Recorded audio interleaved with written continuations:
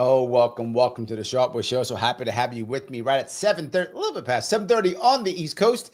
Yes, I wasn't sure what I want to chat about again today. I've been having some of the news has been not so good and different and weird. I'm like, you know what? Let me try something that I think is interesting. The show, I don't want the show to only be politics. It's a lot of politics, but I also want it to be cultural issues and things that are relevant in general and people to chat with and ideas that are affecting all of us. And I thought about people have been recently chatting about, and literally just one of Trump's finance guy, whatever, whoever the guy is, Secretary of Treasury, whatever, is talking about the idea that there's now an increased chance of a recession coming up here. Now, I think most of us who've been paying attention, it's kind of already a recession. But what he means is a depression or a crash. That's their concern, and there's a lot of people talking about that now. It's going to happen this year. I mean, they talk about it often. I know they talk about it often. But I think if you've been paying attention, the government has been very savvy, and it often is. And they've been savvy, and that is they've changed definitions of what a recession is so they can say it's not a recession. Well, wait a minute. I thought recession was X. Yeah. But we don't say it's yes anymore. It's that thing anymore. So it's no longer a recession. Oh, so what used to happen that we called a recession, that has happened. Yes. But it's not a recession now. No. Why not? Because we've changed the definition of that. Oh, okay. That's basically what's happened. And that's fine. So now we're worried. We're worried about the policies. We're worried about what's happening in the country. We're worried about all those types of things. Cheyenne says, yeah, get me in trouble. That is accurate. I'm not going to say it because I'll get trashed. But yes, Cheyenne, you are correct. They did change that definition too, didn't they? That's also correct. So yes, all of those things. So I was thinking, how are we going to get jobs? How are they going to work? What's going to happen? I thought about, Gen Z and such. And I have a Gen Z daughter. My oldest daughter is 20, and she was watching this one guy in this one video. I thought this video says a lot, and it says a lot about both sides. As you know, I am a hiring and firing guy too. I haven't done that in a while, not for a bit, but I used to spend a lot of time hiring and restructuring and hiring and firing, restructuring things. And also I had a specialty. Some of you know this. I had a specialty, which I haven't done in years, which was hiring very high level executives. I was the guy who I'd be like the third or fourth interview, and I would hammer them in an interview horribly to get out who they were, what they are. And people would pay me an insane amount of money to do that. Like, you would think but again, this is a major executive in a large company. If they're a wrong hire, it's crushing. So they would hire me for that kind of thing. So I've been on both sides of this fence, and I've looked for jobs too. So I get it. So I want to talk about what this person's talking about and what people are thinking, and how in many cases they are actually very wrong. And that's the other issue I want to bring up. They're actually very wrong. Let me bring this up here so we can chat about this real fast. It's not that long of a video, but we'll see. If anyone's looking for an update on the current state of the job market, do I have a social interaction to share with all of you? The record for most days worked in a row is 34 days. Anybody that beats that gets $250. Marketing 15 to 50 an hour. How do we end up with a pay range like this? Okay, so today we're going to be checking out some job listings, postings, and demands made by... This guy's name is Zac Rios, and the link to this is in the description on YouTube, Rumble, and also on Facebook. So if you want to go check this out yourself or check him out, he's actually pretty savvy in general, does some interesting content. So my daughter showed me this guy. I didn't know who he was. My daughter does. And I thought it was kind of cool. So I did check that out. Yes. Mike comes right in, coming in hot, Mike. Mike Voss is in the house. He says, recent polls of small businesses say youth are unprepared to work. They bring parents to interviews. 50-30% get fired in the first year. All accurate. Yes. And about 40-50% of all businesses, period, find a reason to not hire Gen Z. And one of the things they do generally, which this guy does not get, a lot of these don't understand, they say literally, you have to have at least 5 years of experience, but don't require more than 10. He's going to talk about that now. That's a typical thing. What that means is I'm not hiring Gen Z because no Gen Z has 5 years of experience. Well, most don't have 5 years of experience. So how they get around, right? Legally, they can't go, oh, you're Gen Z, I can't hire you. That would be against the law, right? They'd sue them or whatever. So don't do that. What they say is, oh, see, you have to have between 5 and 10 years of experience. That's it. And, oh, well, I can't do that. So that's how they get rid of them. So yes, it's a common thing. And they literally now have, in certain places, they actually write, I'm not joking, guys, do not bring your parents to interviews.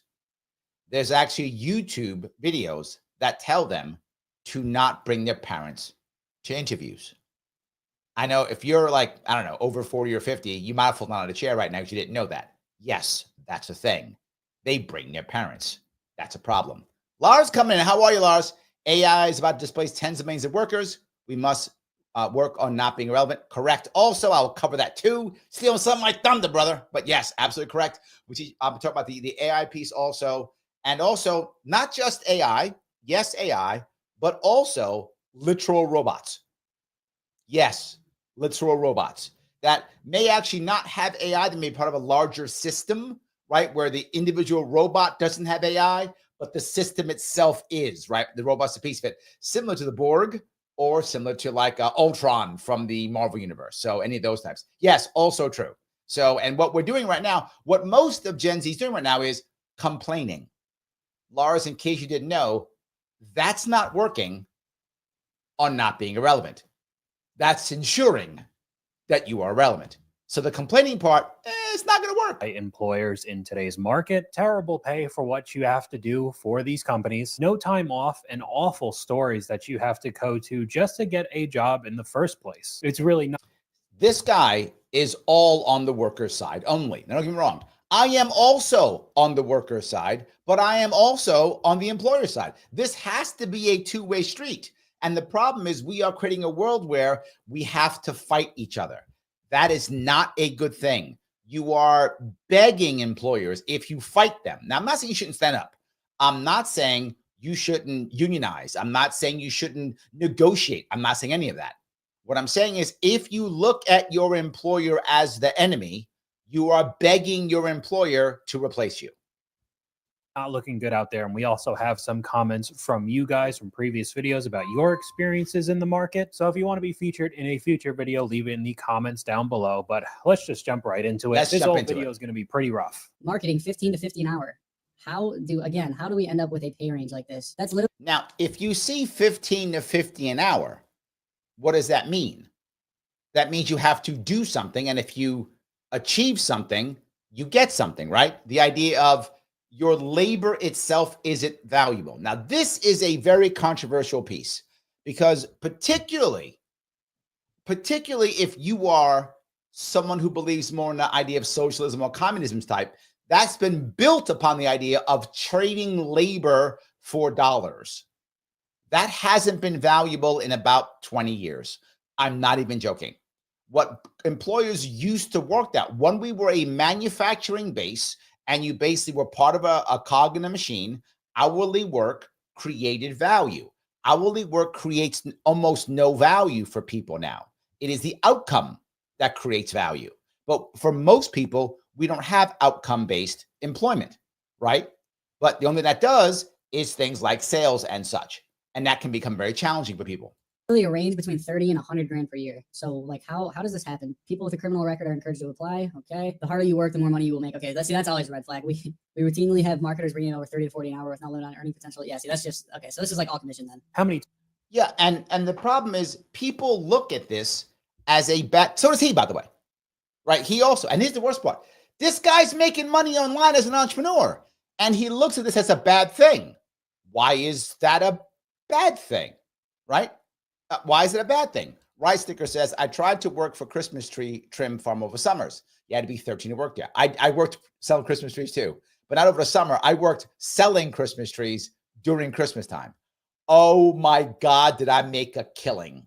I was probably 16, something like that. 16 years old, maybe 17 years old in that area, 15, something like that. I was a teenager, it was high school.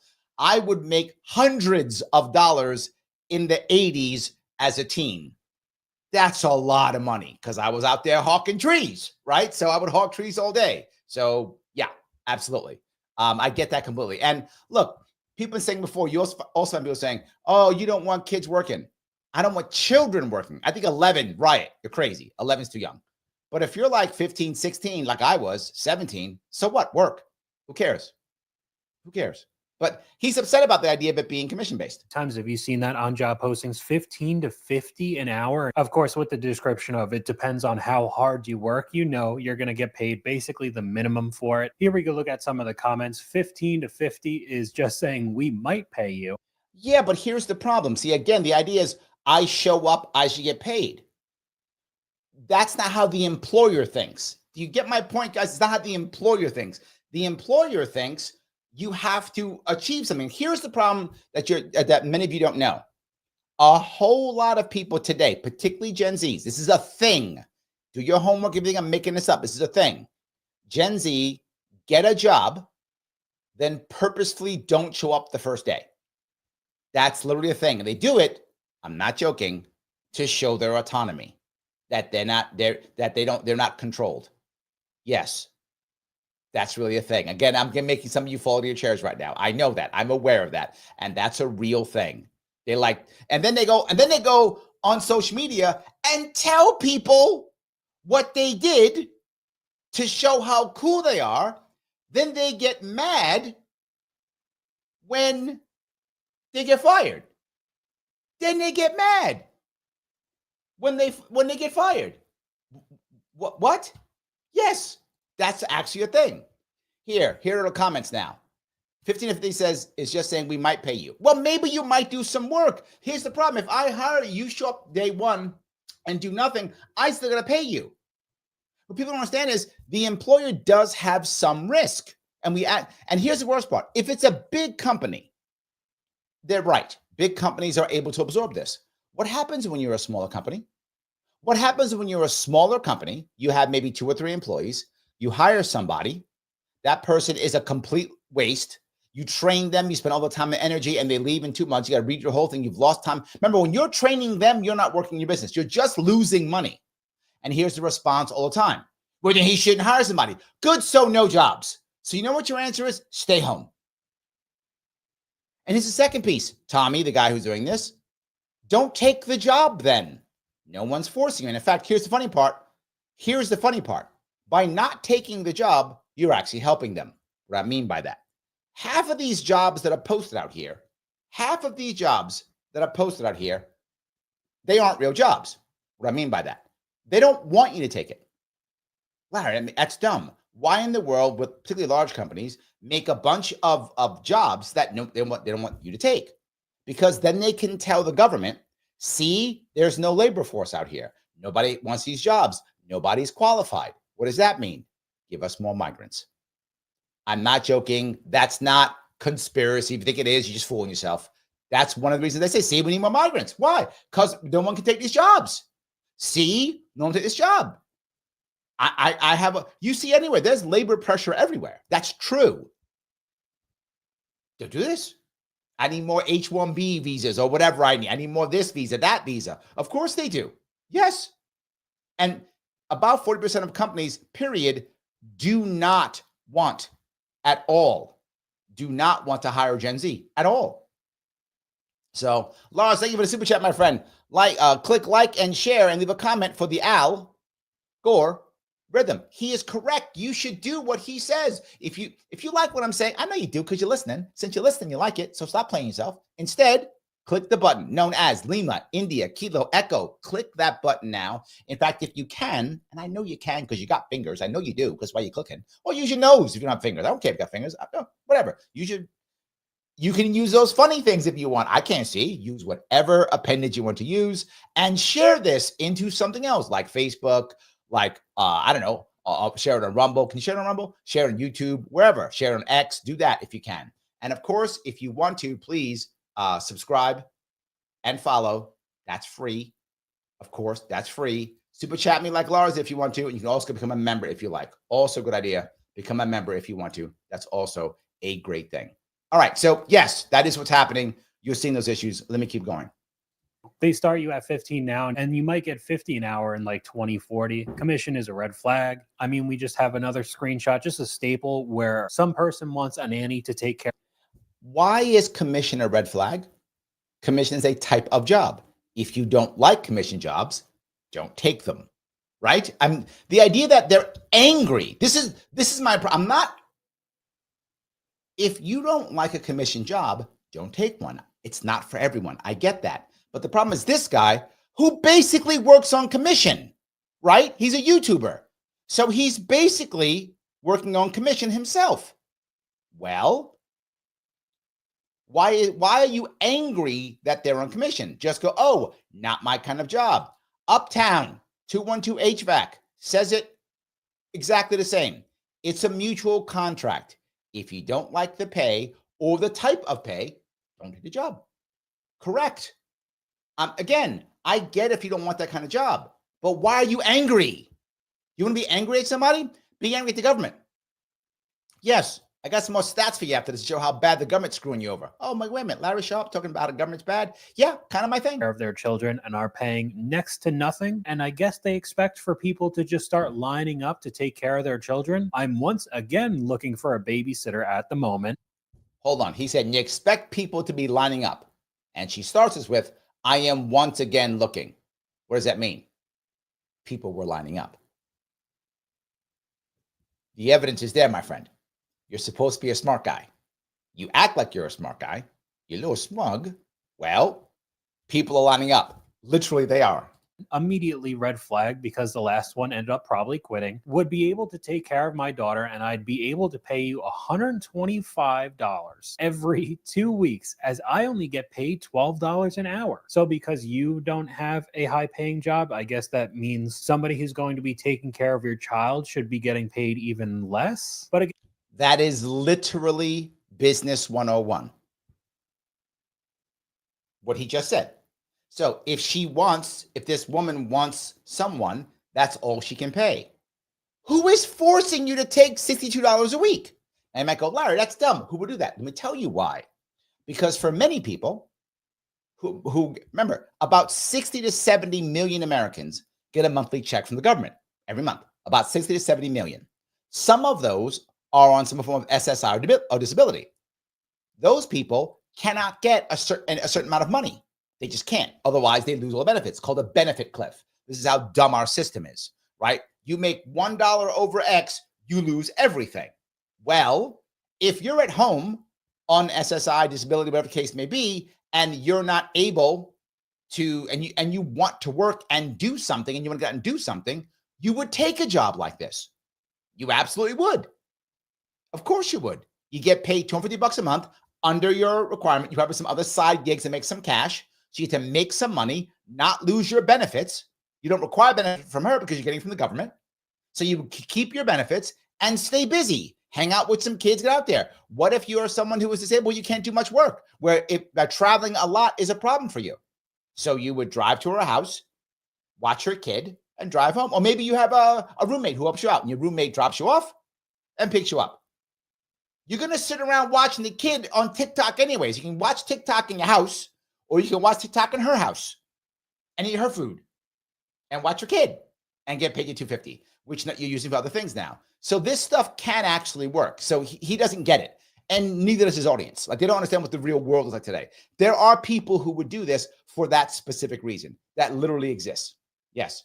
Mike said, Mike said, I'm on SSD. Is it SSDI? Or is it SSI? Sorry, thank you. I'm on SSDI and my work income is capped. Correct. Yes. Ooh, Kim. You know, Kim, very savvy. Very savvy. Family values are gone. Yes. Now, let me ask that question. And Kim is hitting something that I know. And I think some of you are thinking it too. You're a single mom who only gets paid $12 an hour. And you have no one to take care of your kid. Where's the baby daddy? Where's your sister, your brother, your mom, your cousin, your uncle, your grandpa, your grandma? Where are all those people? Shouldn't one of them be helping you out? What you will hear both Democrats and Republicans tell you is not true. It's the stories they made up. Democrats will tell you, you don't need no man. Single mom's as good as a dad or whatever. That's Democratic stuff they made up. Republicans say the only way to raise a family, traditional, mom and dad. Also not true. That's Republican propaganda. The actual best way to raise any kids is with a community of family, a clan. And that's demonstrably true, has been true forever. You can see that in every culture. The best way to raise a family is with mom, dad, cousin, uncle, grandma, auntie, cousins. That's the best way. And clearly, the reverse has happened with her. Now, is it her fault? I don't know, right? This is some woman. Who knows? I have no idea, right? Was it bad luck? Was it bad decisions? Some combination? Who knows? Right? Maybe she was the only child. Her parents are gone and her husband was killed. Who knows? I don't know that. And then maybe she just made terrible decisions and has alienated everybody in her life. Either could be true. But your point, Kim, right on point. I appreciate that. Ryan, thank you for the $5. Larry, I was angry with the government, and that's why I quit my job working at the for the VA as housekeeper. Totally toxicity. Yes. I don't work with the VA either. For those of you know what I do, I'm talking about getting hired, right? And hiring people. I was a hiring manager. I've done it more than once. I get hired to hire people.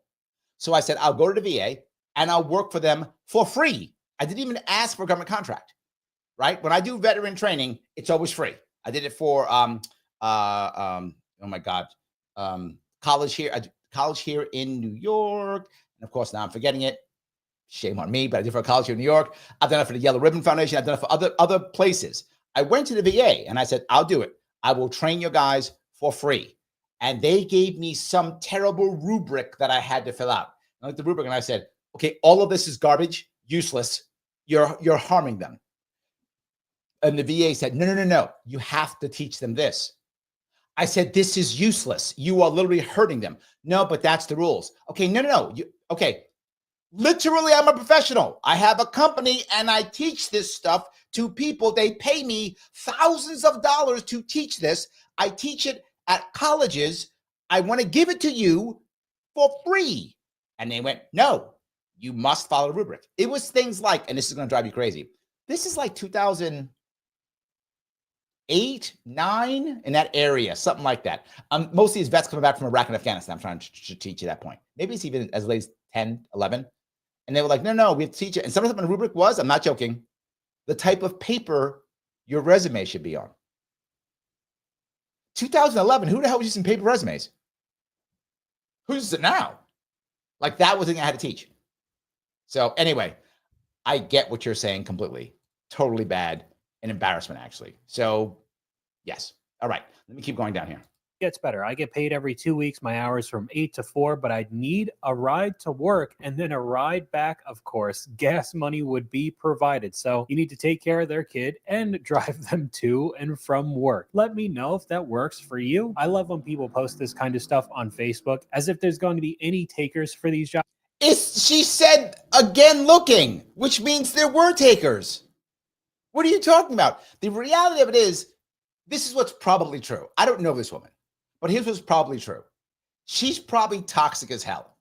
That's why she doesn't have a man around her or family around her, because she's pushed off her man and she's pushed off her family. That's probably true. I don't know that, but probably true. So there is a group of people who would take that job as I expressed. So some people will come.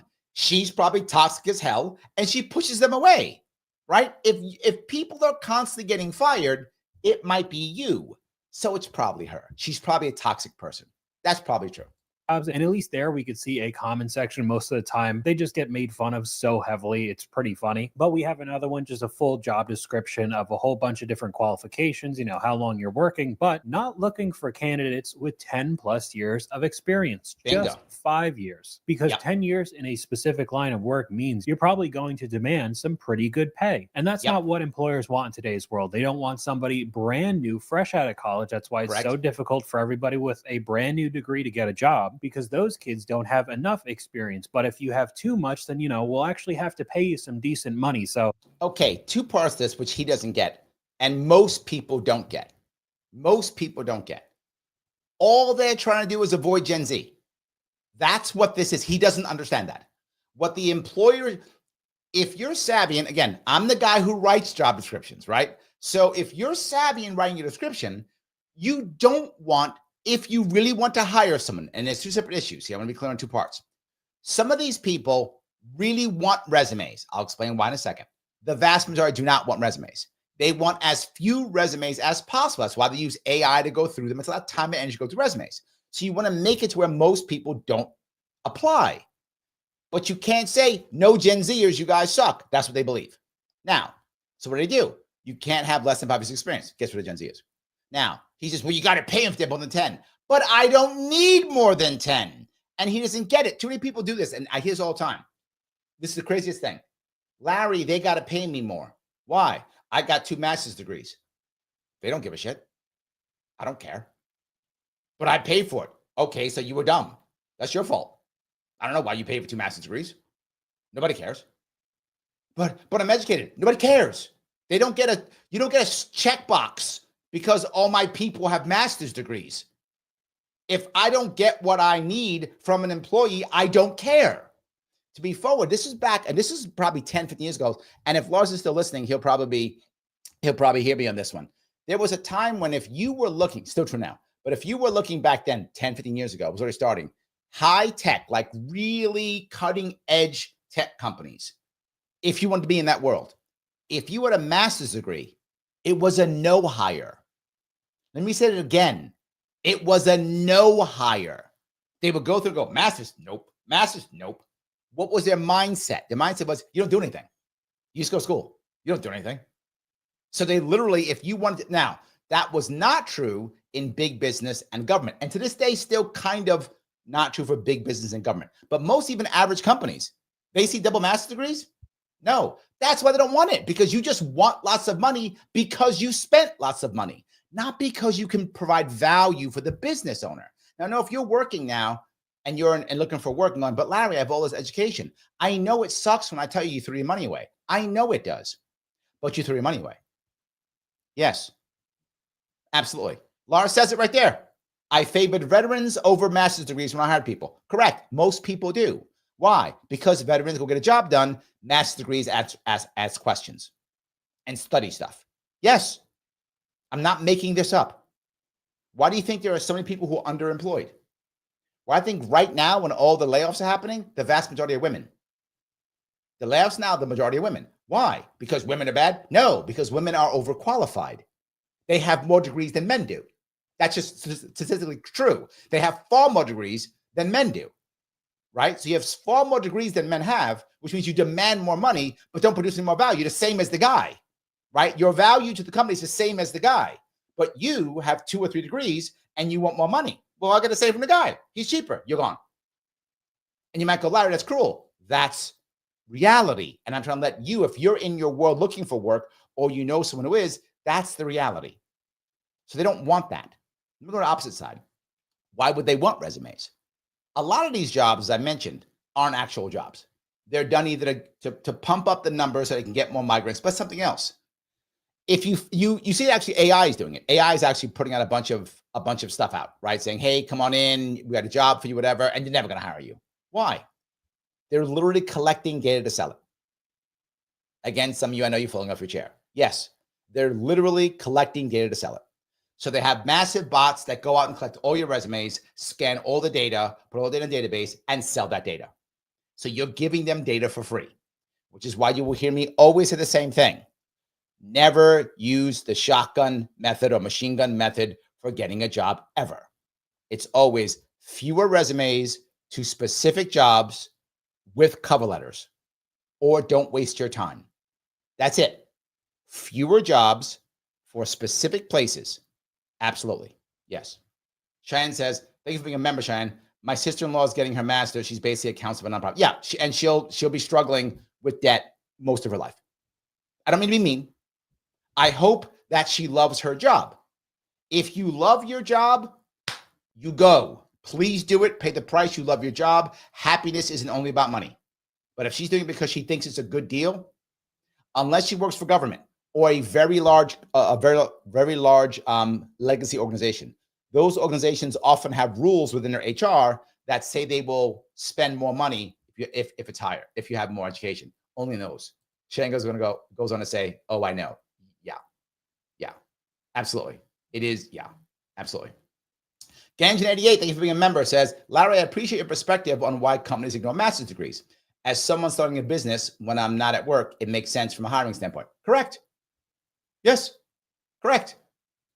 Absolutely. Absolutely correct. Let me keep going. I'm going to grab some more of these in a second. There's a middle ground where everybody's trying to hire right now, and this application is outwardly saying it. I just don't know how a majority of people survive in this market. We have a They're not. They're not something alone. Here's the problem. Our unhappiness is destroying us. Because we're so unhappy, that means we don't want to go to work because we're searching. Remember, the happier you are, the less you strive for short-term pleasure. The less happy you are, the more you strive for short-term pleasure. So we're all striving for short-term pleasure on our phones or on our computers, whatever. We don't want to work, right? Unless if we don't have a good job, don't want to at all. So, yep, say all the time. Well, guess what? You don't want to work. You don't want to show up to work. What are you going to do? You can't meet people. You're not meeting people. You're staying home. So you have to have either a roommate who you hate or you live with your parents. Remember, there was a time when if you were 30, the odds are you had a live-in girlfriend, boyfriend, or you were getting married or a fiance or something. That was very common. Well, if you got 2 incomes coming in, you could make it. But when you don't, that's a whole lot harder. comment from one of you guys. I worked at a daycare and was in the ER for 103 fever, and my boss was aware of that, but still asked if I could come in the next day. I said no, but they wouldn't take a no. This was before COVID, and I didn't go in. I mean, now here's the issue. You might go, why wouldn't he ask to be forward? You got a fever. What does that mean? Right? But not just that. Here's the other part that some of you are going to be shocked at. People lie all the time. He knew it. Why? Because you told him that? Maybe you were, and maybe you were hanging out with your friends. I don't know what you were doing. Who knows? Don't get mad at him for asking. Just don't go in. Being around small children when you're clearly very sick, 103-degree fever, but bosses don't care, still want you in. It's just really unbelievable. Here we go again. These LinkedIn application and job postings for social media management and strategist positions are wild because people do not know what they actually need and are asking for the wrong things. Okay, they don't know what they need and are asking for the wrong thing. Ryan says, people lie? No, I know it's true, Ryan. I know it's true. Yes, it does happen sometimes. Okay, that's what he says, that people don't know what they need. Okay. So this is for a social media, what they call internship. Okay, what they call internship. No, what is an internship? And yet, you're responsible for content creation. Yep. Developing like a social strategist and on-brand content. There's analytics and reporting, campaign support, community engagement. Like this is more than an internship plateful. What they're really trying to do is pay somebody the least amount of money to basically run all of their socials. Okay, 2 parts of this. This is just a constant attack on business owners. It's why I'm upset. Because it paints every business owner as a horrible, greedy person. Now, are there horrible, greedy people? Of course, but as workers too. There's some workers who are horrible, greedy people too. This isn't just, they're not greedy because they're business owners. There's just horrible, greedy people. Of course. Now, they're trying to pay the least possible. Yes, when he goes out, when Mr. I wear a wool cap inside goes out, when this guy goes outside, does he say, I'm going to pay the most money I can for my wool cap? No, he pays the least amount. Well, that affects everyone's salaries. Is he a horrible person? No, we all, when we go out, not all, most of us go out and pay the least we can pay for anything. Why is that by default evil? This part drives me crazy. He's just trying to say, oh, business owners are evil. Not just that. If you're so good at all of these things, right? If you're good at this and then all these things, why would you take an internship? Here's the reality. If you take the internship, you don't know shit or you suck at your job. That's why you would take it. Otherwise, you wouldn't take that job. So who's taking that job? Someone who knows nothing. So what are they actually getting? Responsibilities and a resume builder. But they don't want that because I showed up. Therefore, I should make $1 bazillion a second because I showed up. No, you suck at what you do or you wouldn't imagine taking that internship. You don't know what you're doing. So you go take the internship, have lots of responsibilities. You do it for 3 to 6 months. whatever the time period is for that kind of job. I don't know the time period, whatever it is. You do your 3 to 6 months. You then learn stuff. You probably screw half of it up because you're incompetent, or you leave in the first 30 days because you're an idiot or don't know what to do. So you leave. So instead, you do it right, 3 to 6 months. They get something. What do they? And when you get in return, you get a resume builder. Larry, if I'm sure I'm going to get paid, good, stay home. I don't mean to be cruel on this, right? Lars brought this up. AI is here. The robots are coming. You can stay home and hope UBI gets enacted, and you get your check, and you can put your octagons, whatever that thing's on, the octacle, whatever that thing's called, put that on and live in that world. You can do that if you want to. Or you can start thinking that people aren't by default evil and greedy. They're not. They're apathetic. They're trying to get the best they can. And so should you. And so should you. The problem we're having is everyone here is acting like they have no agency. Like, the world's against me. It's not. It isn't. Like, I know exactly what would happen if you got there. Tell me. It would not be that you're assisting somebody. It would be that you're responsible for it to figure it out. And really, you should. And Zach here doesn't know any better. The guy, he's like, yeah, it's terrible. Okay, let me ask you. Let's say you're 22. Just got out of college. You have some idiot degree that means nothing, which is most people do, right? By the way, Forbes tells us what degrees make sense. 3 degrees make a lot of sense. And not including specialized like doctor, lawyer, not including those, that's obvious. Non-like doctor, lawyer degrees. 3, engineering, computing, and nursing. Those are the 3. Those are the 3.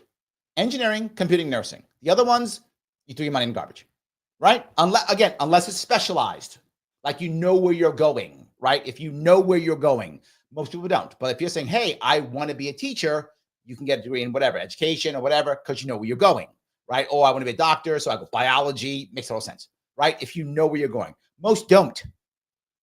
They don't know where they're going. And you get a degree, and it's useless. Well, now you got a degree, it's useless. And here comes someone saying, hey, come work for me, I'll teach you the ropes. No, you got to pay me. Stay home. Or, you know what? Be a barista, which is what people are doing. Be a barista. The amount of baristas I've met here in New York who have master's degrees. Oh my God. Be paid as a social media strategist, if not a VP of social media marketing. Yes, but you're not qualified for that, you retard. You're not. Put that hat on tighter because something's up. Your brain's falling out. Why would I pay you as a VP when you have no experience? You're looking at taking an internship. What VP of social media marketing would imagine in any way, shape, or form taking an internship? Never. Never. I really hope that this guy is just joking.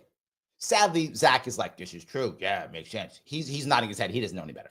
This is the kind of thing that if you're a social media manager, or even if you're a client, you need to be looking out for, so you understand A, what you're applying for, and B, what you're asking for. Because I'm so sick of these types of job posts.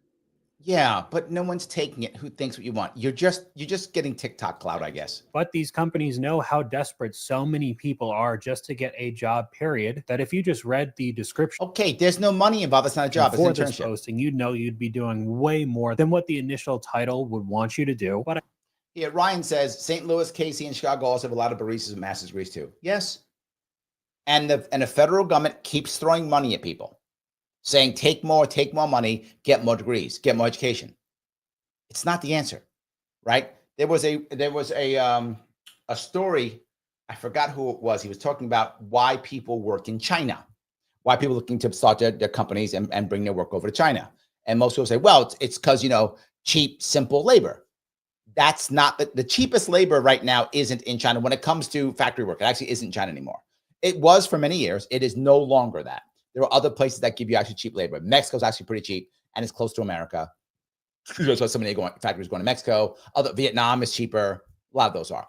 Why do they want China? Because of tech workers. China has literally a whole lot more engineers, computer guys, and stuff like that than we do. That's the truth. That's the truth. They're not getting master's degrees. They're getting engineering degrees, and then they're going to work. They're better off in that regard. Yes, we are still living in 1995, 1985 even, and you can't, and the reason is it's not, we aren't changing because our government has set up an incentivized system, so we won't change. That's why. I bet they'll still get a list of people applying for the job, and then they'll probably even lowball them as well. Oh God, I keep swapping the wrong one out, guys. I apologize. I put the wrong one on. Perfect time, by the way. LinkedIn, finding jobs. Perfect. Literally the perfect. Hold on, let me keep on this. And it's nursing jobs. Oh my God, hold on. I actually have to show this to you. It's what we're talking about. I'm sorry. This popped up as an advertisement, and it's literally for nursing jobs. I'm not joking. This is an advertisement that happened to pop up. Nurse, yes. All in the place that helps more nurses find jobs that fit and gives more nurses more to care about. Literally just popped up. Nursing, a degree that matters. Yes, I know that sounds absolutely insane, but it's absolutely true. Hold on, let me now change this. I don't want to give you guys commercials all the time, so let me pop up. Hold on. Okay, let me put it back up. I apologize. I had the wrong one on. I got to be good there. I have multiple accounts, and I often forget which account I'm on. And yeah, this is the one we want. Here we go. So many people are just to get a job, period, that if you just read the description for this posting, you'd know you'd be doing way more than what the initial title would want you to do. And you could always stop. It's an internship. They're not paying you, right? I bet they'll still get a list of people applying for the job, and then they'll probably. Joel says there are paid internships. Get one of those and hobnob rub. There are too. And New York City decided to wreck internships. It decided to say you can't do free internships anymore. You have to pay them. At least at the time it was like $10 an hour, maybe more now. So now you can't do. It's against the law to do. I don't know why people start businesses in New York City anymore. I don't know why they do it. There's literally no reason to. New York State in general. And by the way, that's actually true. The vast majority of new jobs started in New York State are because of government funding. I'm not even joking. Because why would you start a business in New York State? New York State, if you are a big business sponsored by the government, loves you. You are basically the greatest in the world. If you are not that, if you are a small business, you are the evilest thing in the world. You're terrible. Why are you in my city? Get out. That's how they think. So, yeah. Probably even lowball them as well. Here's one that I thought was crazy. Just for the application for Abercrombie and Fitch management, you need the first name, last name, your address, and then social security number. Seems like something you wouldn't need to shell out for. Okay. He isn't that bright. It's for some reason. He's just crazy. Okay. What does it say? Abercrombie and Fitch Management Company Opportunity Tax Credit Questionnaire. Tax Credit Questionnaire. That's why you need a social security number.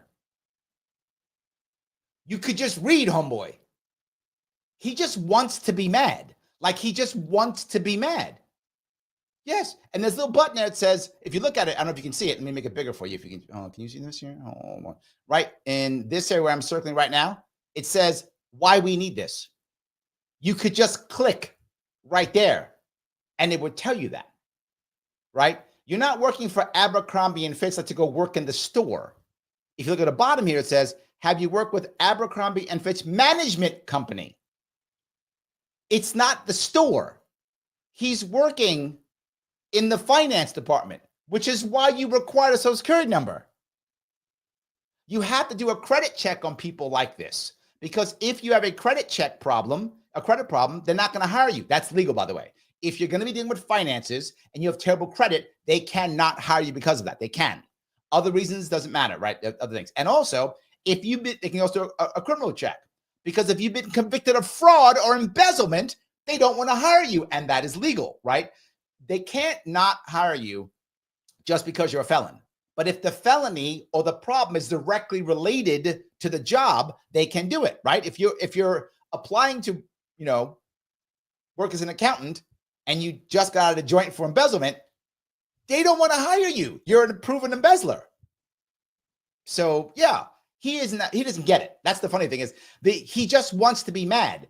The reason why this This whole thing got me triggered. Or an application. And then, I mean, I know, Mike, you're mad at me now. I got triggered. I did. Even under it there, are you under the age of 40? Yes and no probably would hurt you in that market, especially A&F is supposed to be for young people. It's like hip clothes. And if you're an old fart, then I guess they're just going to pass on your application anyway. We have another one that's just a message from one of the recruiters. We live in a very expensive area of the country. This job would not pay enough for you to support an apartment. So right off the bat, they know that they're not paying their employees enough. And they're telling you up front, why would you take this job? This is probably a new company, a startup, and some people like the startup world. Some people are prepared to jump into that, hope the thing, roll the dice, hope and jump up, right? And hope it explodes and they make tons of money. Now, if that's not you, this job isn't for you. But some people love it. Some people do it and don't care. Some people will do it just for the thrill. Now, if that's not you, no worries. Just don't do it. To even live there, let alone thrive. Do you have family here or people you could live with? What would you do if you moved there and it did not work out? I mean, how do you think you're going to get employees at all then if you're... I just told you how he doesn't understand that. This guy he's talking shit about a field that he has no idea what he's talking about. And he's authoritative. Let me tell you how this works. How are you going to do this? I just explained it to you. And then why in the world, who is forcing you to take this? Like, is somebody forcing him? You have to do this job. No, you don't. Go, oh, no, that's not for me. I don't want that. I want to set a job. Someone else might go, ooh, wait a minute. What's going on here? And jump on board. Yes. So Joel over on Rumble says, research Larry Sharpe for governor of New York in the 2016 election. I keep commenting on Hochul Facebook points. I'm getting likes, not hate. Thank you, thank you, thank you. Guys, I love that. I do appreciate that. I like the likes. If I can get more of them, I'll take as many of them as I possibly can get. I'll take all the love I can get, guys. I appreciate it. I am trying to keep moving, if that makes any sense. So, yes. All righty. Let me keep moving on here. Herschel says, Sharpe is triggered more than Alec Baldwin's gun on a movie set. Mine's not going to go off. I'm not hurting anybody. So, yes, absolutely. Uptown says, run for governor again. Thank you, my friend. I appreciate the support. Let me grab some more of these. You're asking these questions right off the bat. Clearly, the cost of living is too much for what you're paying. So your company is just not going to be sustainable. I feel like it's... See, okay. This is the argument all the time. All the time. Well, then if you can't afford to hire people, don't hire them. Well, don't take the job. So let's stifle small business. Let's be mad. Let's be mad that everywhere you go, it's big business running everything. And then let's stifle small business so no one can compete. That's what you're saying. This guy acts like he's smart. Maybe he's smart. But in this case, he has no idea what he's talking about. Why would you stifle small business and then complain everything's big business? Well, because you stifled everybody else. Don't take the job. No one's forcing you. Mike, thank you for being out here tonight. Larry says, is this kid supposed to be some kind of college whisperer? He validates the feelings of entitlement, making money on views by telling the students they are correct to want without experience. Yes, I think this is for clicks, man. Now, to be forward, a lot of these people who you see talking this way, particularly on TikTok, I mean, it's everywhere, but it's heavily on TikTok. These are people who have decided they know best, decided they're all entitled, and every business owner is evil. And that's the black and white thinking. And I want to be clear. There are absolutely greedy people in this world and greedy business owners. 100%, of course there are. And there's greedy workers. And every one of you has known them. The worker who comes to work, does as little work as possible, scams all day and complains and takes all the money that the owner will give and does nothing for it. That's a greedy employee. Those exist too. They all can. Yes. And that's the thing that people just don't want to get. They want to act like it's just a capitalist. Is the guy who started a small plumbing business some massive capitalist? Right? Is that some kind of massive capitalist? Some guy who like has 3 plumbers and a couple of assistants trying to make things work in his local community? Yeah, but you'll hammer him. You will hammer him in 5 seconds. Mike goes on to say, recession started August 2022 when Biden changed definition. Thank you. Yes. It's not a recession anymore, Mike, because they changed definition. So it's no longer one. Why? We don't call it that anymore. That's it. So yes, totally correct. We've been in a recession for a while. The question is when and if a crash will hit. I think the odds are getting higher a crash will hit this year, but I don't know if that's true. I think the odds are higher. And then the second question becomes, when do we pull out of it? Do we pull out of it quickly? I hope so. Or is this something that lasts a long time? I don't actually know. I wish I might want to do some homework on that and see if I can get an opinion. I don't have a strong enough opinion on that, whether we are going into one this year. My gut tells me we are, but that's just feels. That's not data. So take that for whatever you want. I don't have data on that. Just my feeling says. I guess that good. I don't know. I don't know how fast we'll come out of it. So we'll see. I wouldn't bet on my feelings, by the way. So yes. Yeah. Let me keep going here. Pretty straightforward, honestly. Here we have another comment from one of you guys. What I find dumb is people who work in management who think it's a flex, saying that they work through birthdays of their kids and or during funerals of their families, like on call 24/7. Like that isn't a flex. It's just pathetic. And I think that goes really well with. Now he says that, but I bet this guy works all the time. And the sad part is I get that you might not think it's a flex. You work hard. I understand that you miss like family, whatever issues. I get you might say that. But the problem is we've gone the opposite. Now the guy or gal who works hard, he's the sucker now. He's the bad guy. How dare you? And I know this. I have I've trained city agencies who are heavily unionized, as you probably know, New York City agencies heavily unionized. And they say the same thing all the time. They tell me, they go, Larry, we can't work that hard. I said, what? We can't work that hard. Why can't you work that hard? Well, because then everyone gets mad at us. What do you mean get mad at us? Well, because then we're making them look bad because they don't want to work hard. What? Yes, that's a thing. That's a thing. We can't work hard. Why? Because then we make them look bad. Because if I work really hard, then the boss will go, why can't you work hard like that guy? So people get mad at you. And the union reps come to you and get mad at you. They say, stop working so hard. Don't come early. Don't leave late. Don't do that.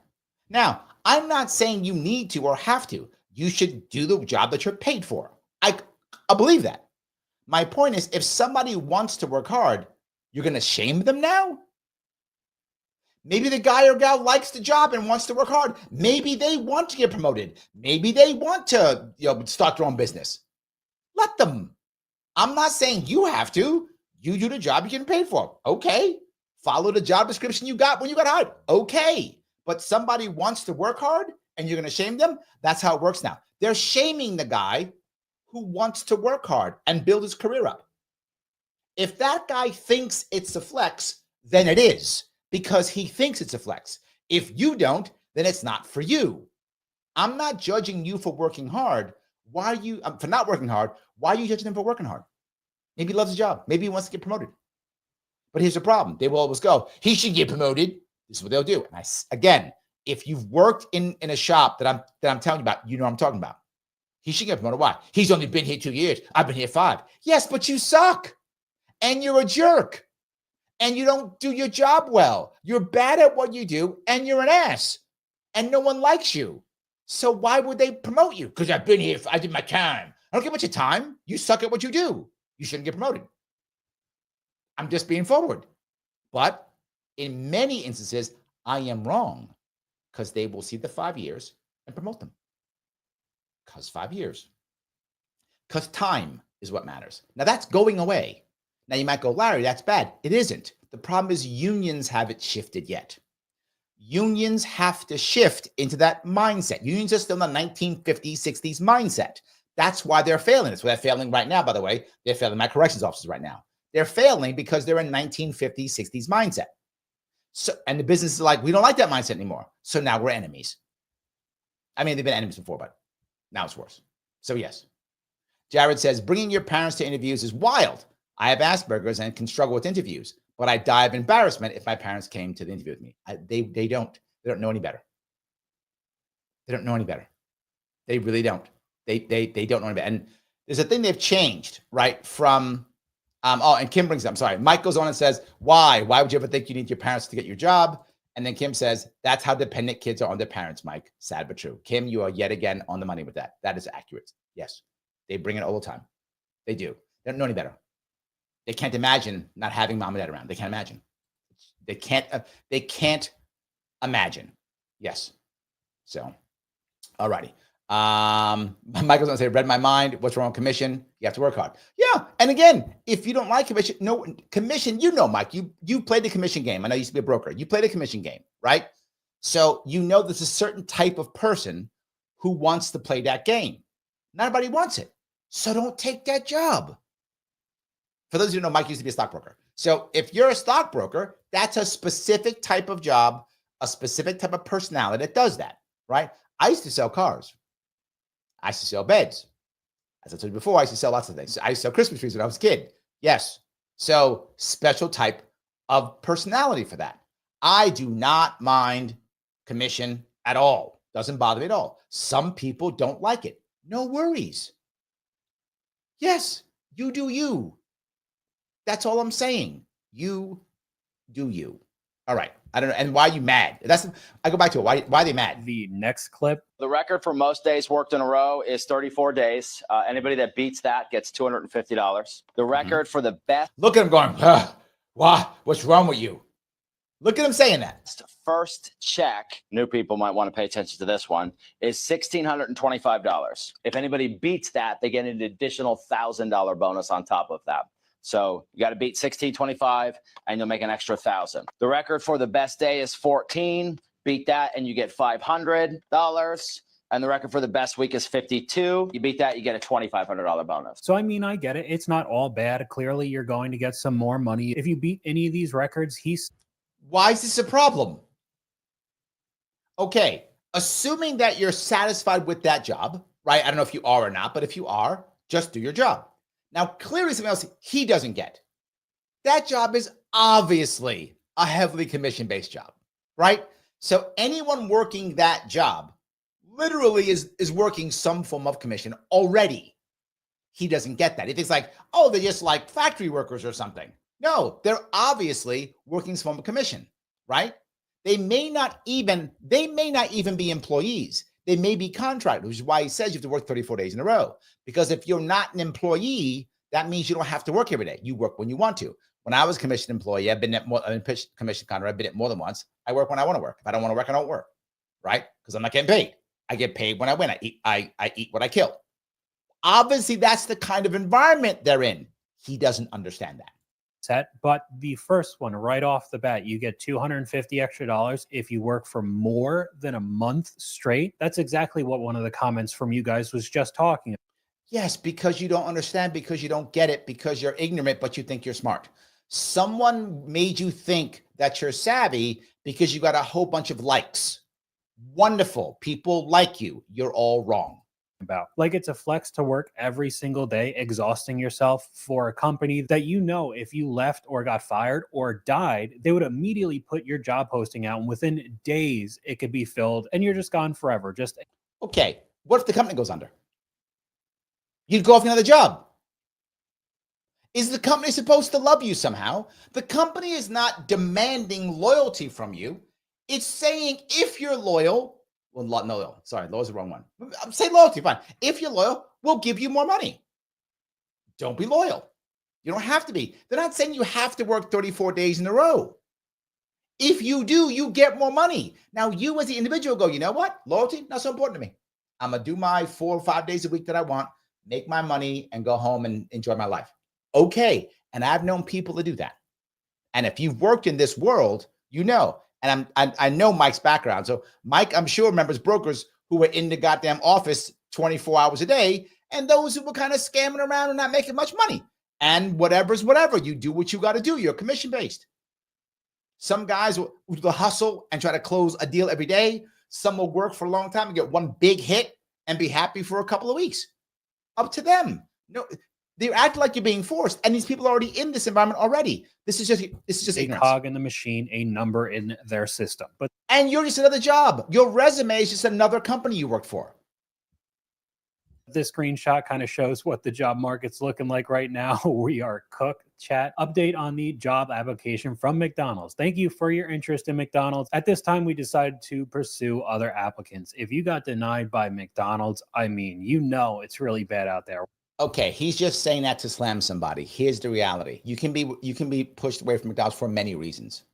Many reasons. You know one of the biggest reasons why McDonald's want to hire you? One of the biggest reasons? A gap in your resume. Yes, a gap in your resume. Yes. So if you're 18, 19, you don't have a gap in your resume. You'll get hired. That's why they often hire young people. What if you're 25, 30, 40? What if you're in your 50s? Because maybe you were a self-employed guy for a while, gal for a while. Maybe you stayed home with your kids for a while, getting back into the workforce now and make some extra cash. Maybe your spouse got fired. You need to make extra money now because they got fired. So you go in McDonald's, all you can do. You got a massive gap. They don't hire you. Why? What do they assume? You're desperate or you were just in jail. I'm not joking. They think it was a prison sentence. In fact, AI goes through this. This is a true thing. Those of you who are in hiring know I'm right. AI goes through this. And when AI goes through this, they look for a very specific number. Last I checked, it may have changed. Let's check. The specific number was 4 months. If you have 4 months gap, they would say, fishy. When I was in this business years ago in the 90s, I worked for a company that did screening for this stuff.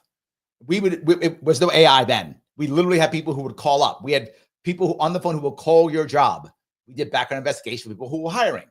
That's why I know this field so much. I've been in it for decades, right? So we would literally call people up. Did he work there? Did she work there? And if we had a gap that they could not account for 3 months, no hire. You had to account for those 3 months, no hire. Now I think AI does 4 months. It might be different, but if someone happens to know what the number is, I would love that. So the AI goes through it, up to the gap, out, and you get this automated thing. So he's like, you're cooked. No, could be a gap in your resume. Could be, depending on what you do. What if you're actually trying to work, for in a store, and maybe you have a violent felony. They don't want violent felons in the store. You're working with customers, right? And if you're working in the back, they may not care. To be forward, it sounds weird, but if you're working in the back where you're not dealing with customer service, they may not care if you have a violent felony. I know it may sound weird, but it's true. But if you're working with the public and you have a history of violence, they would rather you not be working there if at all possible. So yes, there are many reasons. We appreciate the time and effort you took to apply for the part-time crew member role. I mean, McDonald's turnover rate must be insane. So if they're denying people, man, oh no. I think we are, in fact, cooked, chat. Here you have a headline for a news article just a couple of weeks ago. Job report shows a hiring slowdown as companies are acting like they're in a recession. Wow. Yeah, true. That's what we were just talking about. See, the companies know. The government is saying not true because they changed definition. Well, companies kind of know. They do kind of know. Yes. Shelly says, my highest paying jobs were self-employed and leaving my college degrees off my resume. Yes. Did you just hear what she put? Leaving my college degrees off my resume. The amount of times I've gone through people's resumes, they ask me to help them out. Hey, Larry, I'm getting a job. Can you do more? Yeah, of course. What job is it? This job? Okay. I'd have them dumb their resume down. Literally dumb the resume down. Like, I haven't got a job in 2 months. Give me a resume. Okay, why this?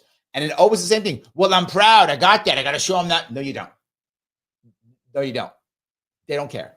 But I got this certificate or degree. They don't care. In fact, all it does, if it goes in the AI system, it shows you don't match. So we're not calling you back. Or they think you're going to want too much money. Well, I don't care. I need a job. Well, it doesn't matter. It's going to throw it back. Well, I'm trying to see if anything hit. No. Targeted resume, targeted cover letter to specific job, or you are wasting your time. Shelly, you are exactly correct. You put the college degree down if the college degree matters for the job. Your pride is irrelevant. No one cares about your pride. As you will hear me say all the time, one of the smartest things I was ever able to learn how to do is put my pride in my pocket. And you, as any human being, you should be able to put your pride in your pocket. Nobody cares about your degree if it doesn't match the job. So don't bother putting it down. They don't care. Thank you for that, Shelly. I appreciate that. Yes. So make sure that I wasn't just making stuff up. And some people think, Larry's making stuff up. No, that's how it works. Yes. Lars called it, had a woke cap. I like that. It's funny. Yes. All righty. Let's see if I can go down here a couple more. Joel says greed is good. Gordon Gekko says greed is good. I'm not sure that's true. I know Gordon Gekko says it, but I'm not sure Gordon Gekko is the guy that, yeah, I'm not sure that's the guy we want to follow. That's all I'm saying. That he was not a nice guy if you saw that movie. So I'm not sure. Yeah. So let me keep going. It is almost like the government just isn't saying outwardly to the public that we're in a recession, but we've been Correct. in one for quite a long time. Here's Yes, kind Mike of said one of it. the upsetting posts on Reddit. Finally got a job. Never thought I'd be celebrating a 40% pay cut and going from remote to in person, but here we are. I thought I had every advanced STEM degree from a top school and 14 years experience. I mean, you can't really get much better than that on it. Yes, you can. This is my point. Everyone thinks, I'm exaggerating. Still, too many. That's a better way of saying it. Too many people think if I put a whole lot of stuff, they have to pay me for it. They don't care. And here's the hardest part. And for those of you who have this situation, it's going to be tough on you. And you may want to adjust your resume in some way, shape, or form. If you've been with one company for a very long period of time, many employers think you're stagnant. I know that hurts people who've had that. A lot of employers think you're stagnant. They go, why didn't he move? Do people not like him? Does he have no ambition? Does she not want to work? Is she not good? Why is she there for so long? I know it seems to make no sense. If you go back 30 years, it was the opposite. You go back 30 years, it was the opposite. Everybody wanted you to be in a company for 10, 15 years, 20 years. They wanted it. That was the thing. Now, best case scenario now, 3 to 5 years, gone. 3 to 5 years, gone. 3 to 5 years, gone. That's the best resume now. And some of you are like, what? That's the best resume now. Guys, if you're a hirer, please tell me if I'm wrong on this. 3 to 5 years, out. 3 to 5 years, out. 3 to 5 years, out. That's the best resume now. That's how people are looking at it now for hiring managers. They like that. That's the best way. So he's like, I got an advanced degree. Yeah, I got a master's degree that no one cares about. Everything I'm saying keeps popping up. I was talking about master's degrees in college. Was it 2 days ago? I was about college. And Shin was watching and she was like, no, Larry, you're wrong. I'm not wrong. I'm not wrong. Right? So Shelly says, I worked on a Tappan Zee with our teachers and PhDs. Yes. Yes. Absolutely. 100%. 100%. All right. But anyway, let me keep going with this guy. But still took me almost 6 months to get a job. That's a 40% pay cut and no more remote options. Still celebrating though. Hope the market turns around eventually. Here's the problem. What this person does poorly, and I know this already. I can tell already by just, the person doesn't show how the benefit they bring. The person does what most people do. This is a common thing. So when I adjust resumes all the time, most people have a resume on. The resume is responsibilities they had. I have 10 years doing this, 10 years doing that, 10 years doing this, 3 years doing that, 2 years doing this, advanced degree, advanced degree, advanced degree. You've told me nothing. You told me only one thing. You can't communicate well, and or you don't look at outcomes. Outcomes don't matter to you. That's nothing but bad. I don't want that person. Yeah. But Larry, what's the rest of us look like? Tell me what you've accomplished. He doesn't do that. How do I know that? Because he didn't do it here. He didn't say, see, he would have written here if he knew how to do that. He would have written, I've achieved this, I've done this, I've done that, and I can't get a degree. Okay, you communicate better. That's something else. He just says, look at what I have.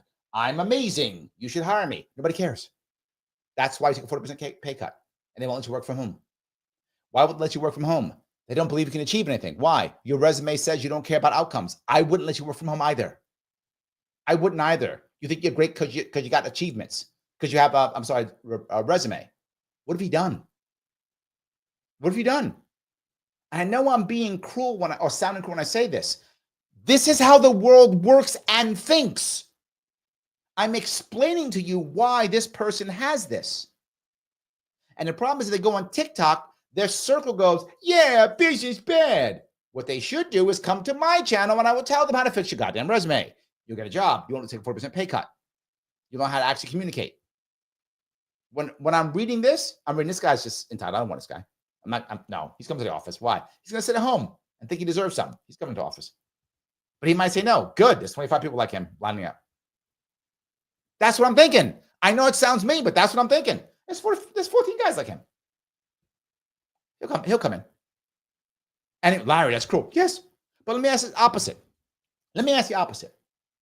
What if I needed a guy who had 14 years experience? And he said, you got to pay me more. And I said, nah, I can't afford it. Too bad. I'm only got around 14 years, but it's going to hurt me. Too bad. You got to pay me. So he can be a jerk all day long. And I'm not coming in every day. What do you mean? I need you in the office every day. Nope. I'm going to come in 2 days a week. 3 days we're going to work from home. That's how I'm doing it. Oh, come on. Too bad. Okay, fine. Yes. I got to say yes. Now I'm over about it. Would he be upset? No, he'd be happy. See, I got Larry. Well, Larry's going to say what to him. What did Trump say? Who got the cards? He thought he had all the cards.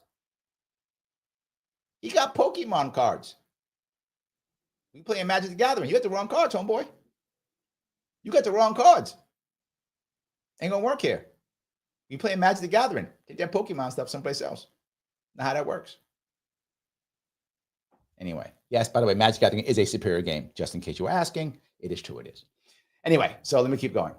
Just sounds like a defeated post. Of course, some money is better than no money, but if you want to have that college degree argument, everybody says to go into some sort of STEM field. Don't get any of the worthless meme degrees, gender studies, whatever. And this is exactly what this person has, along with 14 years of experience. Now, I bet that probably hurts them because, again, these companies want to pay bottom of the barrel prices, and somebody with over... See that? They want to pay because they're greedy. These companies, do you mean every company? And this is what he's saying, if every company wants to pay bottom of the barrel, then every company by default is greedy. That's what he's trying to say. Right? That's what he's trying to say. Yeah. And he's wrong. They're just companies. They're apathetic. But doesn't every worker want to get the most money? Are they all greedy too? No, not in his view. Shin, oh, you are back. Shin, just talked about you. Trump just signed an executive order dismantling the Department of Education. I'm not unhappy about that. Shin says totally unconstitutional. I'm not sure that's true. I think the courts will decide that.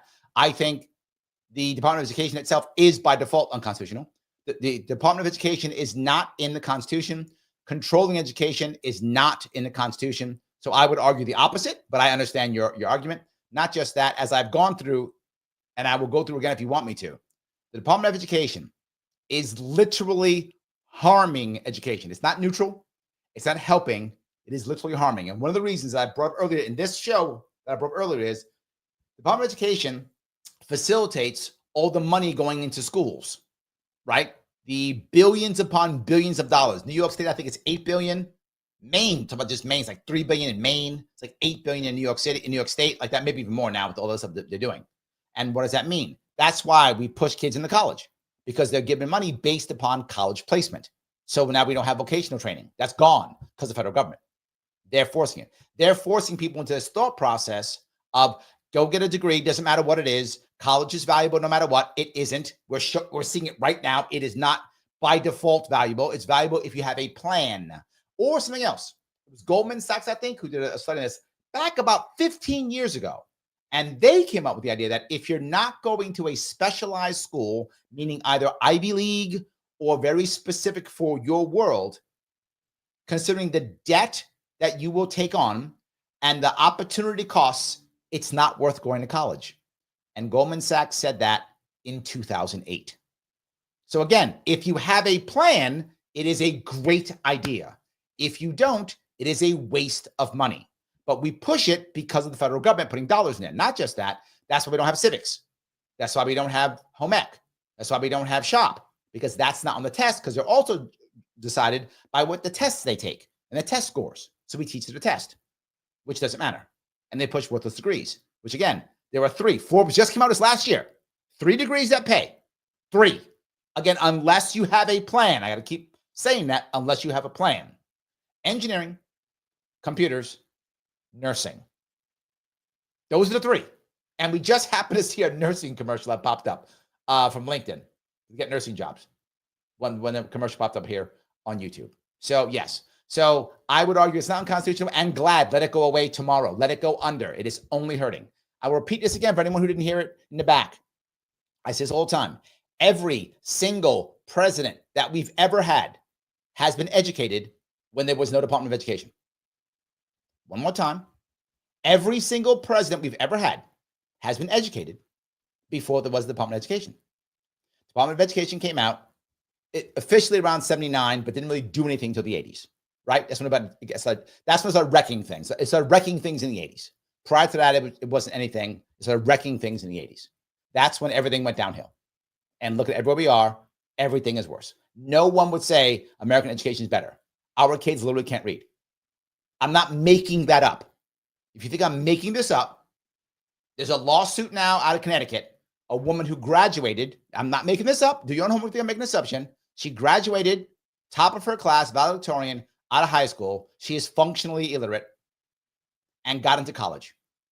She's suing because she's functionally illiterate. And she graduated valedictorian. I'm not making this up. My Mayor Eric Adams, said 2 years ago, we're going to start teaching our kids how to read. Not 200 years ago, 2 years ago. Again, just Google it. I'm not making any of this up. We weren't teaching phonics in New York State. We weren't teaching our kids to read. I tell so often, my daughter, why did she get out of college in 2 years? Because her last year of high school was COVID. It was lockdowns. That was her last year of high school. I said, don't go to college. Don't go to school. She said, what? I said, don't go to school. She said, what? Don't go to school. Don't go to school. Just go to college instead. So I sent her to college her last year in high school. She got 1 year knocked out. Well, what do you mean she went to school? They'll graduate her. And they did. My daughter didn't go to school last year. And she got a high school diploma. Now she has a college degree. Gone. That's our school system. And you want me to defend that piece of shit, Department of Education? I'm not defending that shit. It's garbage. It is harmful. Things are worse because of it. Let it die.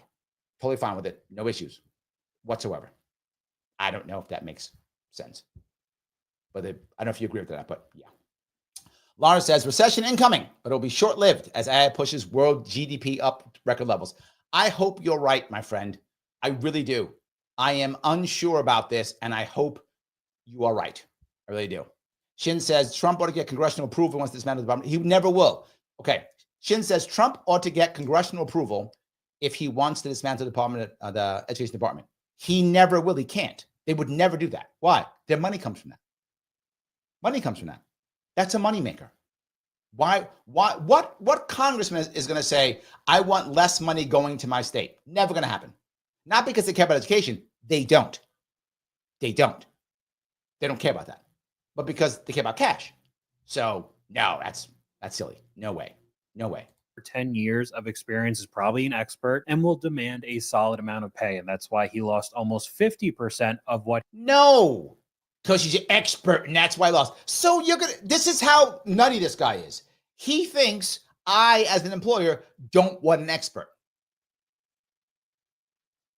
Does it make any sense?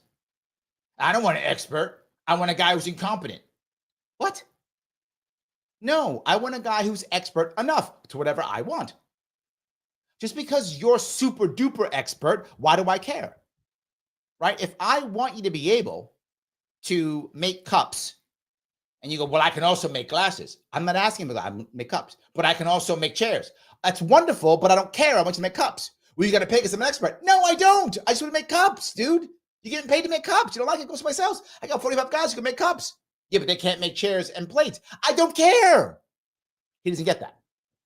He doesn't get it. He was making previously. And we have another comment from one of you guys. When I was 16 years old, I got a job at Chuck E. Cheese as a party host, meaning I brought out the pizza and soda and cake and danced next to another teen in the Chuck E. Cheese suit for the birthdays. My grandfather, who I was raised with as a father figure, passed away, and I informed my manager that I needed some time off. He called me on the night of his wake and asked where I was. I told him I was heading to my grandfather's wake, and he said, so what time are you going to come in tonight? To Chuck E. Cheese's, man. I quit on the spot. How do you think people with minimum wage jobs is so much more important than family things, especially a death in the family? And this is not a one-off comment.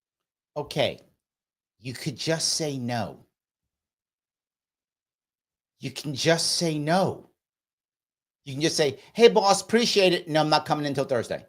Oh, okay, is what he would say. Now, how do I know that? All right. There are very few, particularly in today's world, employees that show up on time and show up consistently. Very few. I tell the story all the time. You guys may know this all the time. I tell a story on how when I was running 2018, a guy says, Larry, you're so right. This is 7 years ago. He goes, here's my hiring process. I tell the people that, you know, the interview's at 9 o'clock. I open the door at 8:55. If they're there, they're hired. That's it. That's it. They show up because people don't show up. So then the guy, I tell a story in another event, and a different guy who hears me tell that story says, oh my God, Larry, I had 12 interviews this week. 6 were no shows, 4 were late. So if you actually show up when you say you're going to show up, they'll keep you. That's how it works. All that guy had to do instead of getting, oh, how dare you ask this question of me and you have to love me. No, it's a transaction. That's all this is. The guy doesn't love you. Chuck E. Cheese doesn't love you. You don't love them. I get it. So go, boss, no, I'll be in on Monday. Done. Boss goes, God damn it. Okay. That's what happens. Because you show up and you dance and whatever. So he's going to shut up and take it. That's all you had to do. You lost your job because you're righteous. You lost your job because you're clutching your pearls. Could just kept your job and said, no, I'll be in on Monday. He'd have been like, okay. And you just showed up on Monday and kept your job. But you showed him, you taught him a lesson. You changed everything. Fight the power. That's you. You taught him all. Boy, you changed everything. What a warrior you are. Stupid. Tell your boss no. I remember when I sell cars. It's a true story. When I used to sell cars. I only did it for like a week. 2 weeks. I hated it. Not because I hated selling cars. It was the easiest job I ever had. I'm not even joking. Selling cars was super easy. And this is 20 years ago, more. So you didn't go online, right? You went to a car dealership because you wanted a car, right? So Hondas. So you come into a Honda dealership, you want to buy a car. You're shooting fish in a barrel. Oh my God, of course I'm going to sell you a car. No problem. I had the people I worked for. The people were terrible. They were just hated customers. It's horrible. Anyway, so I got into my manager very badly. And I mean terrible. I'm talking mother insults, racial slurs back and forth, and publicly in front of the other sales guys. In front of the sales guys. If any of you see me at an event, I'll tell you a detailed story. It was horrible. So I'm scolding. Like I thought I was going to jail. I thought I was going to be fighting some people. I thought literally I was going to be throwing hands. That's how bad I thought it was going to be because it was horrible. I was scolding people, insulting mothers, racial slurs back to me, back and forth. And after all that, the manager goes, Larry, stop. Come on. We can fix this. Come on back. Wanted me back. Why? Because I could sell cars. Because I would show up and sell cars. He wanted me back. Look, if I insult your mother and I racial slur you, you probably should fire me. I'm just saying, you probably should. Like, I deserve to be fired if I insult your mother and I use racial slurs on you. And I probably should want to come back if you in turn insult my mother and use racial slurs upon me. Probably we shouldn't be working together. And he was like, no, because you show up and you sell cars. He didn't care. That's apathy. That's what I'm talking about. So that guy lost his job for nothing. This has happened to so many different people. There are many. By the way, I still walked, but besides the point. TikToks talking about it, screenshots all over the internet for bosses or management just not caring that your mom or dad passed away, not even just extended family that you never really knew. They still want you to clock in for your dead-end 9-to-5 retail job or something along the lines of. Hold on. Her says, unless you worked at the Gap. That's true. Joel says, 4-year gap, I was in Yale. That's not a gap. It's an unexplained gap. So education would fill that gap, just so you're sure, right? Ganjin says, I was talking to Kim, not to me. Sorry, let me keep going here. All righty. Grab some more of this if I can. Joel says, McDonald's has many kinds of jobs to many areas, IT, finance, and maintenance. Yes, but this one was specifically for a job there. Part-time job in front of people. This job was for that. So, yes. Kim says, ever heard of overqualified? Yes. Exactly correct. Yes. Absolutely. Shelly goes on to say, so I took jobs when my children and babysitter could go free. Water ski, ski slopes, roller rinks. Oh, that's a sweet thing to do. I like that. Kurt says, Phil, in Jewish culture, the fetus is not viable until he or she graduates medical school. Nice. That's good. Yes, that is good. I like that. So, all right. Shane says, I think 3 to 5 is mostly tech related. Okay, it's a good point. Generally speaking, if you're looking at what I would call more legacy or more traditional businesses, it's maybe more like 5 to 10.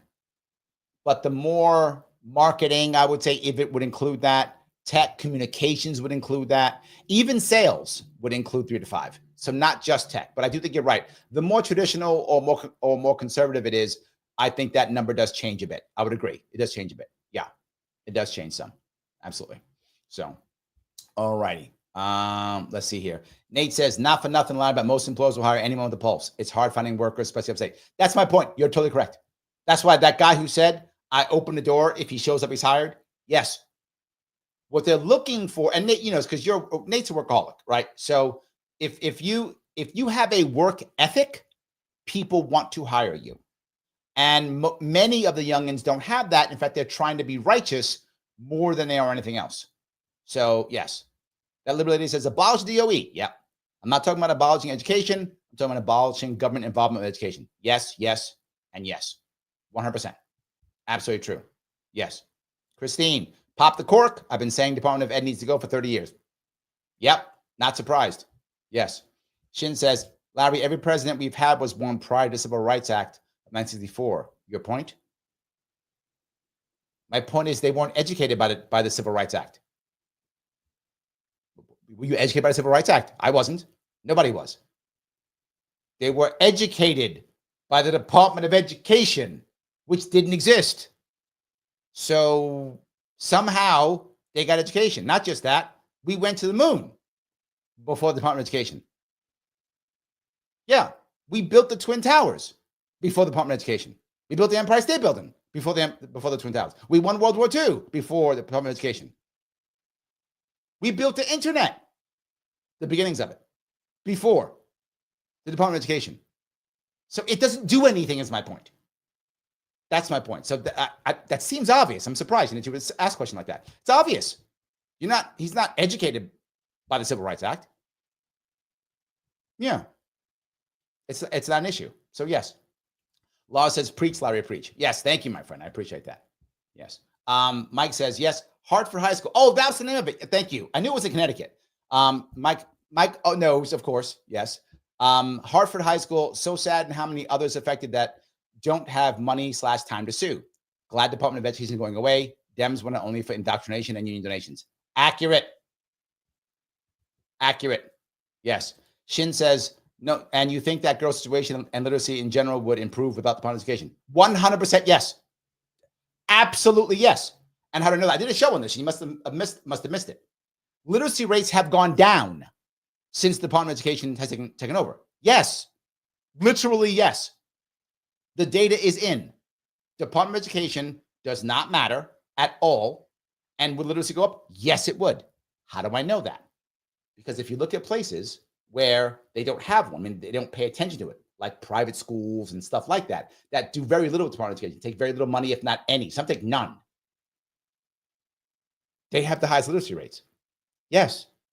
The wealthy, they don't care about the DOE. They send their kids to private schools who ignore the DOE because they don't need the money. Right? I mean, Shin, I'm just being, it's so obvious. Yes. You hear me talk about the wealthy all the time. I see them every day here in New York City. I work with them. Yes. They send their kids to private schools.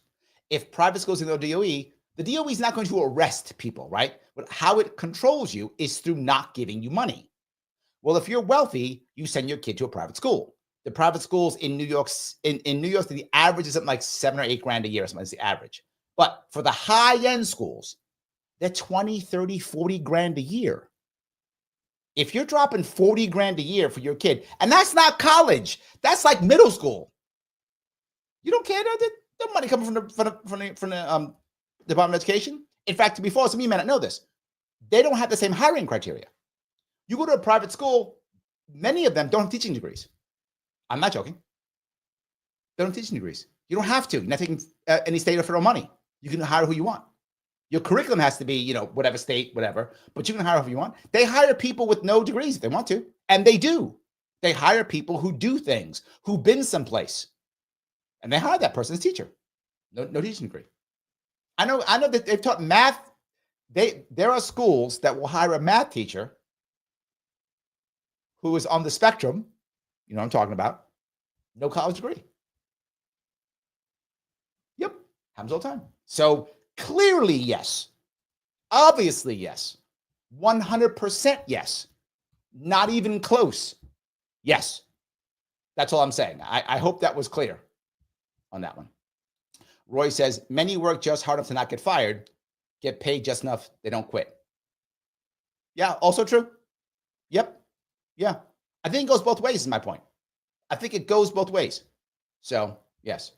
Matt says, Larry, you could own dealerships. You know what? Yeah. But if you've been in that world, it's a harsh world. And I'll give you one of the examples, just Matt. And if any of you sold cars, you'll know what I'm talking about. All right.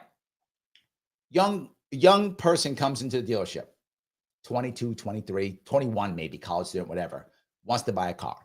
Young kid, guy, young man. This is like late 90s, just so you know the time frame I'm talking about. Late 90s, early 2000s. That's when it was. Early 2000s, late 90s is when I was doing it, right?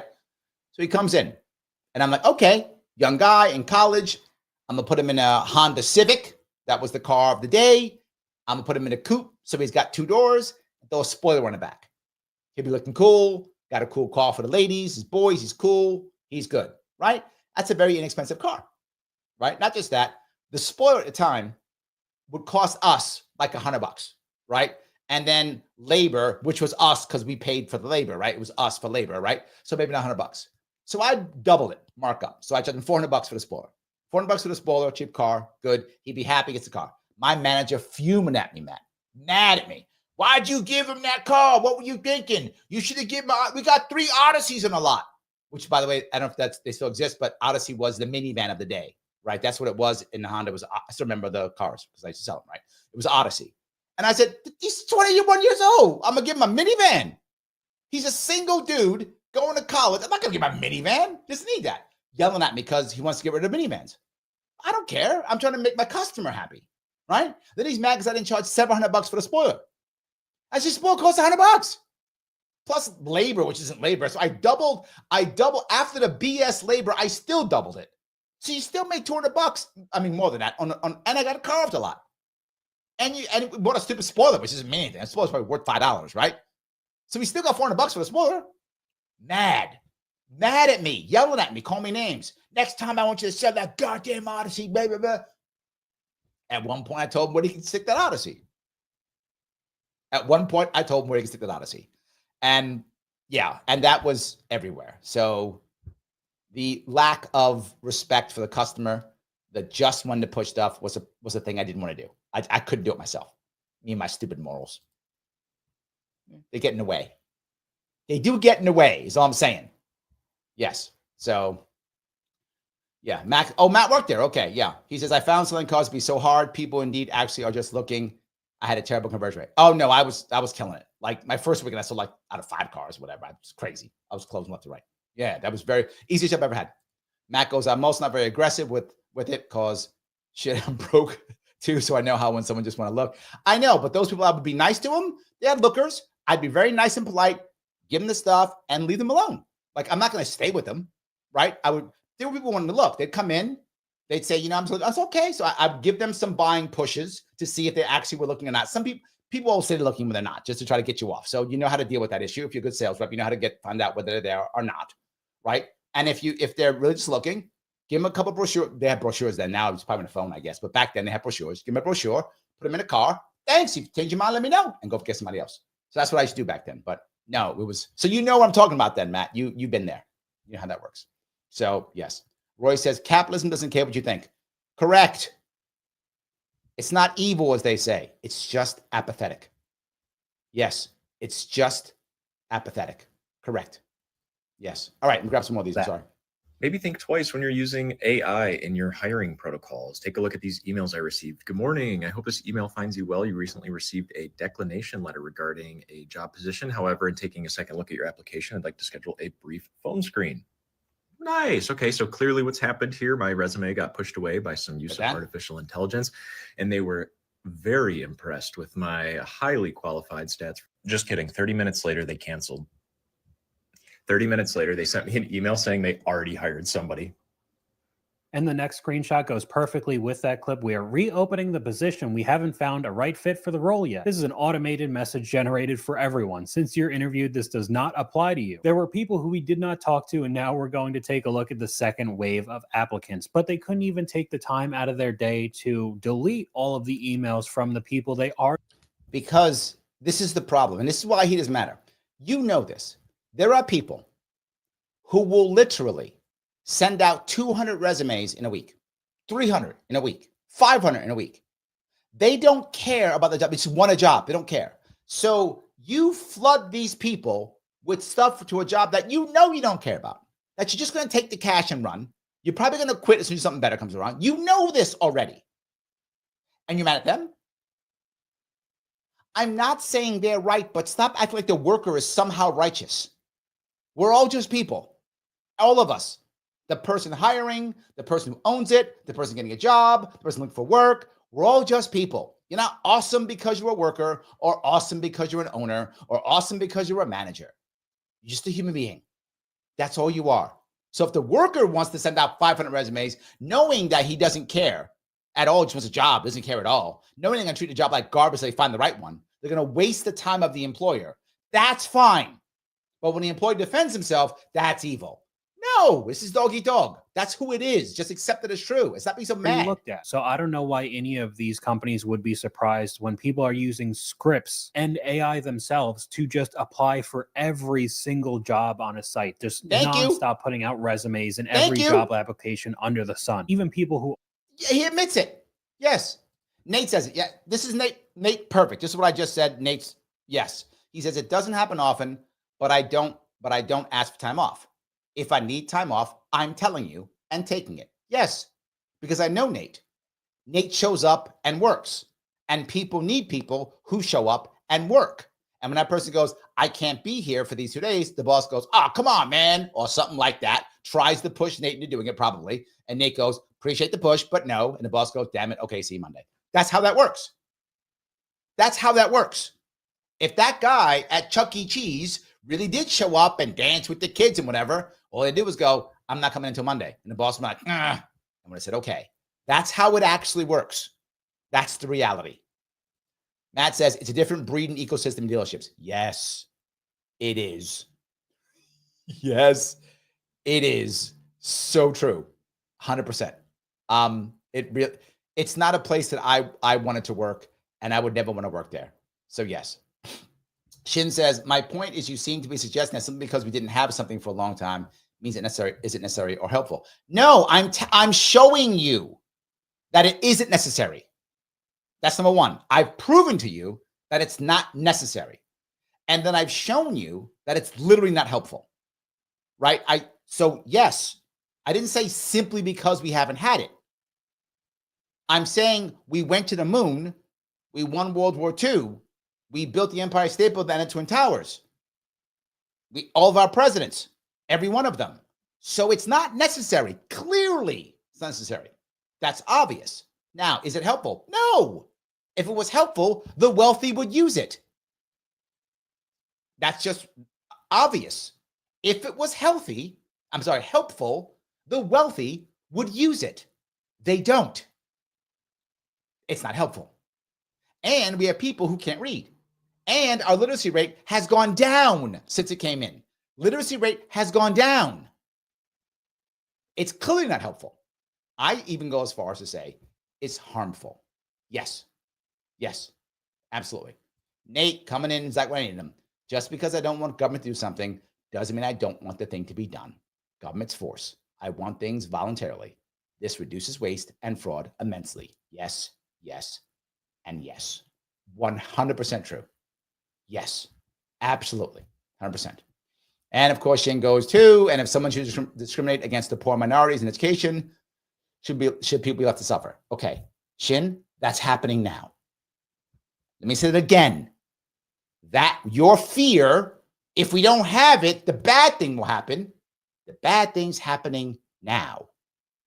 Now, New York City is the most segregated school system in the entire country. We have the most government regulation and spend the most money. The discrimination you're talking about is happening now. In Rochester, New York, we have some of the worst school districts in the entire country. In parts of Rochester, if you are a Black male, the odds of you graduating high school are less than 20%. This horrible, dystopian future you talk of is today with the current system with the DOE. You're not living in reality. It's happening now. So what's the worst that can happen? The same, I guess. So I would go with a minimal. It's not necessary. I would say it's obviously harmful, but maybe you disagree with that. Liberty Lady coming in strong, showing the DOE. If you guys care, that's the episode where I talked about it specifically. Yes, it is not great. It is actively bad. Yes. All righty. Aren't in the field or super underqualified, doesn't matter. It's basically just a scatter shot now, because that's what the employers are doing, using AI and just mass sending out emails. Here's one that's pretty good, especially if you're talking about making YouTube videos. A good video and photo editor. Monthly salary is $100.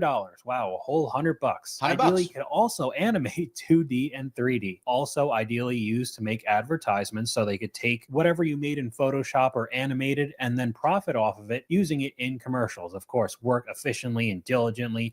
8-hour work time per day. This is a long-term work. Could guarantee you a job for life if you deliver. Wow, you mean I can make $100 a month forever until I'm dead? Especially now, here's the point. $100 an hour. Let's be clear. I mean, $100 a month. Who would take that work? Who would take that work? Who would? Nobody who needs it would take that work. So he's acting like, oh my God, what happens if you're a father of 7 and you're 50 years old and you need to make $200,000 a year? How are you going to survive on $100? Like, you would never take that job. It's a non-sequitur. It doesn't make any sense. Why would he bring this up? This is clear for someone who's like 18 and doesn't know if they want to go to college or not. They're living at home with their mom. That's who this is for. Giving them something to do. Here's how it works. And this is what you don't understand. People just don't get. He doesn't get this. Let's assume I'm 18. I don't know what to do with my life. I like YouTube. I think online stuff is cool. I can't stand school, but I can learn stuff with my hands pretty fast. I'm pretty good with computers. I take this job. I get $100 a month. I knock it out of the park. I'm making photos for this guy and blah, blah, blah. So one of 3 things now happens. 1, I make this guy tons of money, in which case now he doesn't leave. He doesn't want me to leave. What is he going to do? He's going to pay me more, right? Or he won't. He's got a bad business model, doesn't like me, and he quits and goes, Larry, I'm not paying anymore. Sorry. In which case I can decide I'm going to stay because I'm learning something, or I can go, I'm out. I've learned how to do cool stuff. I can go get a better job someplace now. Can't I? Do it for myself now. Can't I? Why is this terrible? The guy is saying you have an opportunity, probably because the guy's thinking he may be wrong. Look, the company may be some dude who's an idiot. Who knows? But he's obviously thinking, well, if I make a lot of money with this thing, I'll share it with this other guy. That's what he's thinking. Now, will he do it? I don't know. But you're going to learn and be good at that thing, or you're going to suck at it and be terrible. It's the other option. You're bad at it. You can't do it well. You're terrible. And he says, you're not worth even $100. Go away. Or you go, I don't even like doing this. I'm glad I got paid $100 to figure out I hate doing this because I'm 18. And now I figured out I hate doing this stuff. I thought I liked computers. I don't. This is not a bad thing. If you don't like it, don't take it. Don't take it. That's all I'm saying. Garrett coming in strong with memberships. Thank you, guys. Guys, if you want memberships, grab them. Remember our rule. If you made $10 million this week, you may not take one of Garrett's. If you did not make 10 million, 9 million is fine. You may take one of Garrett's memberships. Please grab that if you would. It's amazing, Garrett. I thank you. Always coming in strong. I do appreciate that tremendously. It's a lot of help, makes things a whole lot better. I appreciate everything you're doing, man. I really do. I hope I'm giving you guys value. I hope you're seeing what's actually happening here, what's happening in the actual world, how things are working, and why they actually matter, right? And that's the piece, why they actually matter. One of the reasons why these guys are using AI to do this is so they can gather data and sell it. This is their response. And you're going to say, this sounds crazy. It's the response. He's right. As I said, he says, sending out, tons of resumes. Yeah, people send out 200-300 resumes, 400 resumes, 500 resumes. Well, what are the companies going to do? They're just wasting time and energy. So what do they do instead? They use AI to capture all the data. Once they've captured all the data, they sell the data. Yes. They sell your data. You gave it to them. They sell it. That's what they do. So you're going to waste their time? They're going to make money off it. Of course they are. So as I say always, don't do that. That is a bad idea. People don't listen to me. And they say, I got to get a job, Larry, so I'm going to be desperate. Yeah, being desperate is how you don't get a job. Let me repeat that for those of you. Being desperate is how you don't get a job. Because when you go on when you're on an interview, you look desperate. You might go, but Larry, I need a job. And here's the hardest part, and Roy said it. Roy said it. Capitalism doesn't care. Doesn't. It's not mean. It's not evil. It's apathetic. It doesn't care if you need a job. It cares if you want this job. That's what it cares. Do you want this job? I'll take any job. I don't need you then. I will find someone who wants this job. So your job, if you're going to say, wait a minute, Larry, but these guys are scamming me, then scam them back and pretend like you want this job. That's how the game is played. And that sounds cruel. So I feel bad. I sound cruel saying these things. But I want you to understand it, particularly if you know someone in your life who's looking for work, if they're younger, it really does matter. It really does matter. So, all right. Let me see if I can grab some of these over on Rumble here. Wow, a lot of people popping up here. I do appreciate that. Hold on. My VA lady says, this segment ties in well with the January 1st episode I did on New Year's. That's correct. Yes, you're going to see that January 1st episode. That also talks about how to get a job, how to change. Yes, there's another good episode. If you have a moment, please check that one out if you're looking, if you're in that world. I think some good free info. Please enjoy it if you can. It's something good to do. So yes, it was about growth for 2025 is what it was about. So yeah, thank you for that. Yeah, I do appreciate that. All right. With today's world, with content creation being at an all-time high, this is not nearly enough to pay an editor for anything like this. Yes, not enough to pay a skilled editor who would never take that job. This is why what he's saying is insanely naive. Why would a skilled editor take that job? They wouldn't. Therefore, the only person to take that job is someone who isn't skilled, who just wants a reason to do some experience, right? A lot of people who will do this work, they don't want to create a Sharpe Way show. They don't want to create a channel like he has. They just want to have something to create for. So I'll give you that $100 a month, create this. You'll get good at it or you won't. We're both gambling. That's it. Another classic one, assistant manufacturing marketing manager, must have 20 plus years of experience, and you get a whopping $18 to $22 an hour. Ooh, Now, what that means is one of two things. One, there are a bazillion of them, and there might be. I don't know that, right? But everyone I know tells me they're a marketer. So there probably are a billion of them out there. I would assume there's probably are a billion of them out there. Probably are. So there's probably 35,000 of them out there. You can grab anyone. But reality is that's probably not a real job. Right? This ain't remote work available. It's not a real job. That's just fishing. That job is fishing. That's just fishing. That's all that is. By the way, I'm going to be fishing too. For you to click the like button. And also for you to share this. Repost this, share this someplace else. Right? Please do that. I appreciate all of those who've been super chatting and ranting. Please do that if you can. It does help tremendously. For those who want to super chat and rant, it does help. But no matter what, please click the button known as like. That's how Mr. Rhythm, Al Gore, Rhythm, that's how that guy moves things forward. He cares about the like button. Click it. If you can share it, please share it. If you haven't followed me on Facebook, X, and Rumble, that means you hate me. Why would you hate me? I'm good looking. You can't hate good looking people. It's impossible. So don't do that. Instead, follow me on Facebook, X, and Rumble. And of course, if you want to subscribe on YouTube, do so and click all notifications so you get notified when that thing happens. It doesn't matter. Number one, if you can, though, of course, membership. You just saw Garrett coming in hot, gave out 10 of them. Grab one of the memberships. Do that. It does matter. Please do so. Every little bit counts. People like when that happens too. So yes. You might be able to make $45,000 a year if you've been doing this for more than 20 years of your life. Another comment from one of you guys, I remember seeing multiple job postings requiring 5, sometimes 10 years of experience and a master's degree for $15 an hour. Incredibly insulting. Meanwhile, at Target starts at $18 an hour and you don't even need a GED. That's the kind of stuff. $18 an hour, you don't need a GED. So why do you take the other job? I'll tell you why. People want the cool job too. And I get it. We all want cool jobs. I get it. The question is, does that matter? A lot of people want the cool job. If a lot of people want the cool job,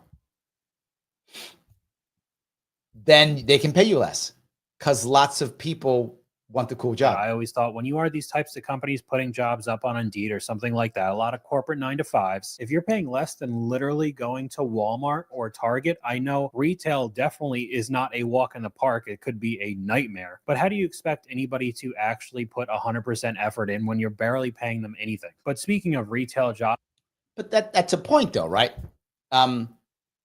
If you can't afford that, then you have to find some place to work, or the value you're putting in isn't that valuable. With high turnover rates, here's a no-quit program apparently from Walmart. A Walmart store announced a no-quit program for those looking to resign. Look at this sign with me. We value you, your growth, and your contributions. And then they boldly declare, we have a no-quit program. We feel that many situations can be resolved. We ask that any associate prior to deciding to quit speak with their store manager. Walmart has one of the highest turnover rates in the country. So to be clear, Walmart says, hey, please don't just walk out, talk to your manager. And you're mad at Walmart. That's what he just said. Walmart saying, please don't just quit, go talk to your manager. And he's like, you suck. I don't get that. What are you talking about? Yeah. So Straight Ann over on Rumble says, bored retired guys that can't make too much money per month might also take a $100 a month job for something to do. Also correct. Yes. What if you're a retiree? What if you're disabled? And you're like, hey, yeah, I'll take some job. Fine. I'll do a job for $100 a month. I'm getting busy learning a new skill. Maybe you were like maybe you got a 20-year pension from a government job, right? Maybe you're in the military 20 years. Maybe you did 20 years as like, I don't know, sheriff's department or something. Now you're 60, you got 2 pensions. Learn something new. I'm gonna learn how to do this computer stuff. Take $100 a month, get paid to learn. Or this is the worst part. People are mad. This is right to Straight Ann's point. People are mad because a company will give you real world experience and education and pay you $100 or whatever, $250 or $100 a month. They will pay you $100 a month and they'll be mad at that. But you won't be mad to go to college, spend 4 years, 50 grand or whatever it costs now, 100 grand, whatever it costs now to go to college. They teach you stuff that doesn't have any goddamn value. And you walk out, still can't get a job, and now you got debt. And you prefer that. You're mad at the guys who say, I'll teach you the real world stuff. I'm going to pay you $100 a month. No, I'm going to go to school and go to college instead. I'm going to go to college and drop 100 grand, be in debt, and get shit that's 10 years old. I'll do that instead. And still need to go on the job training. That's way better. That's what we're talking about. And then Sheridan goes, he continues on Rumble. If it's no fun, quit. Yes. So again, you're not an indentured servant. You agreed to the $100. I don't know why you would, but you have a reason. You're bored, you're retired, you're 18, whatever. You take the job, trying to start a new skill. Maybe you're a stay-at-home mom and you're trying to figure out what's my next step? My kid's getting older. Should I do this? I don't know. I'll get paid $100 to see if I like this. All right, you do it. You see if you like it. Maybe you don't like your career now. Change your career. You get paid $100, see if you like the career. Fine. Once you're skilled and you have a resume and you've achieved something, you charge a whole lot more money because now you've done stuff. That's a common thing. And they're mad. They're just mad because they just want to hate business to business owners. Estimated around 70%, and holds a D+ rating for retention according to over 10,000 employees on Comparably. It's gotten so bad that they are offering a retention bonus of up to $1,000 for hourly workers. It could see a bonus of up to $1,000 per year, depending on how. So Walmart is saying, please don't quit. Talk to your manager. We'll give you $1,000 bonus if you just keep working and don't quit. And they're mad. How long they stay with Walmart. Let's think about this for a sec. If Let's a do that. company feels the need to implement a program to prevent employees from quitting, Yes. maybe the employees aren't the problem. Yes. And they're trying to do something about it. Maybe the company is failing to meet their needs. By giving them another $1,000 and trying to make their managers better. Maybe. So if you're starting to see stuff like this from Walmart, you knucklehead, you guy who just wants to be mad at stuff, you think you just want to act like you know stuff? You don't know anything.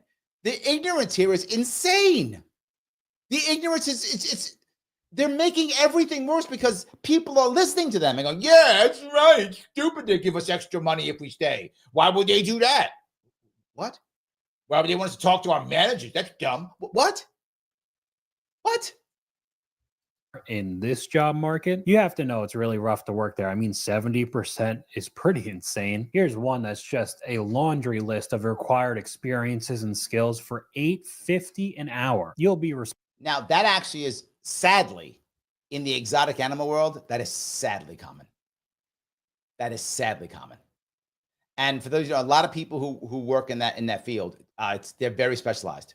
Responsible for the husbandry and care of a large variety of species, including lemurs, antelopes, camels, and more. I mean, maintenance and repair, mowing, weeding. Also be responsible for doing the tours as well as animal encounters, assist in answering phone calls and guests, making reservations. You need a bachelor's degree in biology or related, at least 3 to 6 months of exotic animal experience at a zoo setting, 45 hours per week, so past full time. On top of it, working weekends and holidays, and a flexible schedule, which means they want to be able to call you in even if you're off, able to work outside. Because it's animals. If the animal's sick or hurting, doesn't matter if it's Saturday or Sunday. It's not wrong, right? Not wrong. But to be fair, who takes that job? Who takes that job? You have to really love animals for that. You don't take that job. You don't take it. You don't. And the reality is, I'll say it again, what people don't get is if you take that job and you show up and you take care of the animals and you actually do the tours, this is just how it works. And a lot of people don't want that job. You'll just say you want a raise and he'll say yes. That's how it works. Every time. They'll go, no, I don't care. Nothing for you. Leave. That's not what happens if no one else wants that. If no one else wants that job. Now, if there's people lining up for that job because there's so many people who love exotic animals, which might be the issue, then he goes, leave. I got 10 people waiting for me. It's just the market forces. It's that simple. All weather conditions and able to lift minimum 50 pounds and run a 10-minute mile? Does that mean if you show up for the application, they're just going to do a time mile like we're in gym class real quick? People have done that. And they do that again because if you have an injury and you couldn't do that, they get themselves in trouble. Again, all of this for $8.50 an hour, even with the 45 hours a week. So past full time, you're talking $20,000, maybe even $25,000 a year. How do you even have the ball? DSG Label says this whole show has made me long for the great resignation. These employers have forgotten we need a nationwide strike in this country. I actually that'd be a wonderful idea. I'm not even joking. I would love for the workers to stop being mad at a system that they do nothing about, at unions that have failed us in every way possible, at a system that doesn't in any way encourage workers owning their own labor. I agree with you completely. And I'm not even joking. I'm not against people owning their own labor. I'm not against unions. I'm against the current system that sucks, that encourages this. And I'm teaching you how it actually works. But would I love a nation? Yes.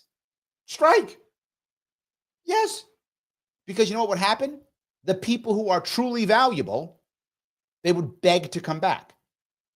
That's what would actually happen. That's what would actually happen. If there was a nationwide strike tomorrow, we all said, we're not coming to work. None of us are. That'd be amazing. I'm not even joking. It'd be horrible short term. But then you know who they call back? The people who actually do stuff. And a whole lot of people who are really good will get rewarded because they call them all up. And a bunch of people who aren't good would have to do two things. One, hopefully put their pride in their pocket, like I've been talking about since the beginning, and realize, damn, I'm not as valuable as I thought I was. You're not. So what do you need to do? Organize. Organize. Yes. And either get some ownership or unionize without the stupid unions we have now. I'm in the ESG label. I'm in. Yes, yes, and yes. That'd be a great thing for our country. Short term, it'd be a disaster. Long term, it'd be amazing. Yes, of course it would. Of course it would. So yeah. Grace says, I hated everything at 18, including college, which I attended and completed to make my dad happy. Yes. Family pushes you a lot into it. They do. And I adored him and it made him happy, but I should have learned to code after I graduated. Yeah, I think that's often true. Yes.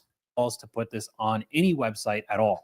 In the same vein of actually putting something out to the public, thinking that it's worth anybody's time, Housekeeper Wanted employed 27 hours a week, community of 5 households. So you go into 5 families just for one maid. Tasks include cleaning, laundry, and ironing. We're looking for a new employee. Gross monthly wage for 27 hours a week is 1,100 euros. But going through to 5 households and the 27 hours a week seems pretty odd. I would venture to guess if you have to clean and do the laundry and ironing for all 5 of these houses, it's probably going to be much more than 27 hours, but you bet you're still only going to get paid $1,100. Here we have another one for the qualifications, what they're looking for. Someone that's working to learn versus working to earn.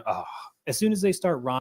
See, this is the thing that people don't like at all. They think, and it's a broken system. They think that on-the-job training is not valuable because some company is making money. So therefore, it's by default evil. But if you go to a college, which these fat cats are still making tons of money, and all of them have endowments in the millions of dollars, if not billions, but in the millions of dollars, and they charge you tens of thousands of dollars per year to learn garbage that's not even real, that's fine. Those fat cats are fine fat cats. Those fat cats are fine. The fat cats that work in the establishment, they're the good fat cats. They're the good ones. But the fat cats that work in corporations are probably small companies. Only small companies do this because they're struggling too. They're the evil ones in this guy's eye. Oh, how could they do this? But go to college and drop 60 grand to learn garbage for 4 years. So those fat cats, those are fine. These aren't. Am I the only one who thinks this is broken? Or saying can afford to live on a minimum wage, the same type of stuff where a family be able to work long hours, way past when you're supposed to, all of that kind of crap is. But it's okay if you've got to do an overnight in college though, right? That's fine. It's okay if you got to work through a weekend and do college work. That's fine. Or if you're going to be a teacher's assistant and do the job of teacher for them, that's fine. That's okay. And you're going to pay for that. They're not going to pay you. You're going to pay them for that. That's fine. But don't work extra hours to learn stuff that might actually make you money. That's bad. This is a huge red flag.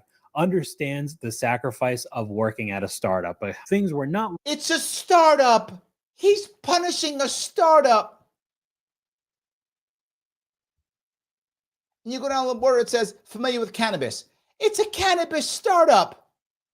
All right. If you're savvy at all, you go to a cannabis startup, the first thing you do is you make a deal to get some ownership after you get vested. What does that mean? 6 months or whatever is the time. You make a deal, you make a contract. I'll work for you cheap for X number of months, whatever that time frame is. And after that time, I want X percent of this company. That's all you do. You get ownership. You're now a worker who now owns part of the company. It's literally that simple. It's that simple. That's what you do. You go to this guy and he'll say yes. Why? He needs workers. He's a startup. He'll say yes. So say, hey, whatever. Talk back and forth. If I say for 3 months, I want whatever, 0.5%. I don't know what the numbers would be. You make the numbers up. You figure it out, whatever that is. Or for 6 months, I now want 2%. I work for a year, I want 5%, or whatever's the numbers required, right? Who knows? It depends on whether he has an investor or not. If he doesn't have an investor, if he has no investors, you can ask for more. If he has investors, you got to ask for less because he's getting less of a cut, right? Depends on what he's got going on in his business. If he's got a lot of investors, you ain't getting much. If he has hardly any, you can get a whole bunch. In theory, you can get a third of the company. It's a startup. You work there, you bust your ass for 3 years, maybe 4. Some big company buys it out. You put 6 or 7 figures in your pocket. And this guy's like, oh, what a bunch of idiots. Now you might go, well, I wouldn't do that. Then don't take this job. There are lots of people who would love to gamble, who would work in the cannabis field, gamble in a startup, get 10% of the company that gets bought out in 5 years, and you put $1 million in your pocket. That happens all the time. That's not an uncommon thing if you prefer to do this. That's what he's asking for. It's called, by the way, there's a name for it. It's called sweat equity. That's what it's called. You put in sweat equity. You get equity in a company by working hard instead of putting in a bunch of money in. It's not crazy at all. He's just ignorant. Looking for values money over knowledge. Well, if you really didn't care about the money, I feel like somebody would just start their own startup. Why would you work for somebody else's? Compensation $10.50 an hour. Of course. Here we got another comment from you guys. I'm a nurse and looking through job postings a few months ago. Was a private doctor's office hiring nurses. No benefits. Best part was the part that said, we'll work in a building that will protect from weather, but not necessarily temperature changes, which to me in Louisiana in August, oh man, that just means our conditioning is broken and we won't fix it. So you're going to have to sweat in 113 degrees at 67% humidity. No, thank you. If you're well, yes, she said no, thank you.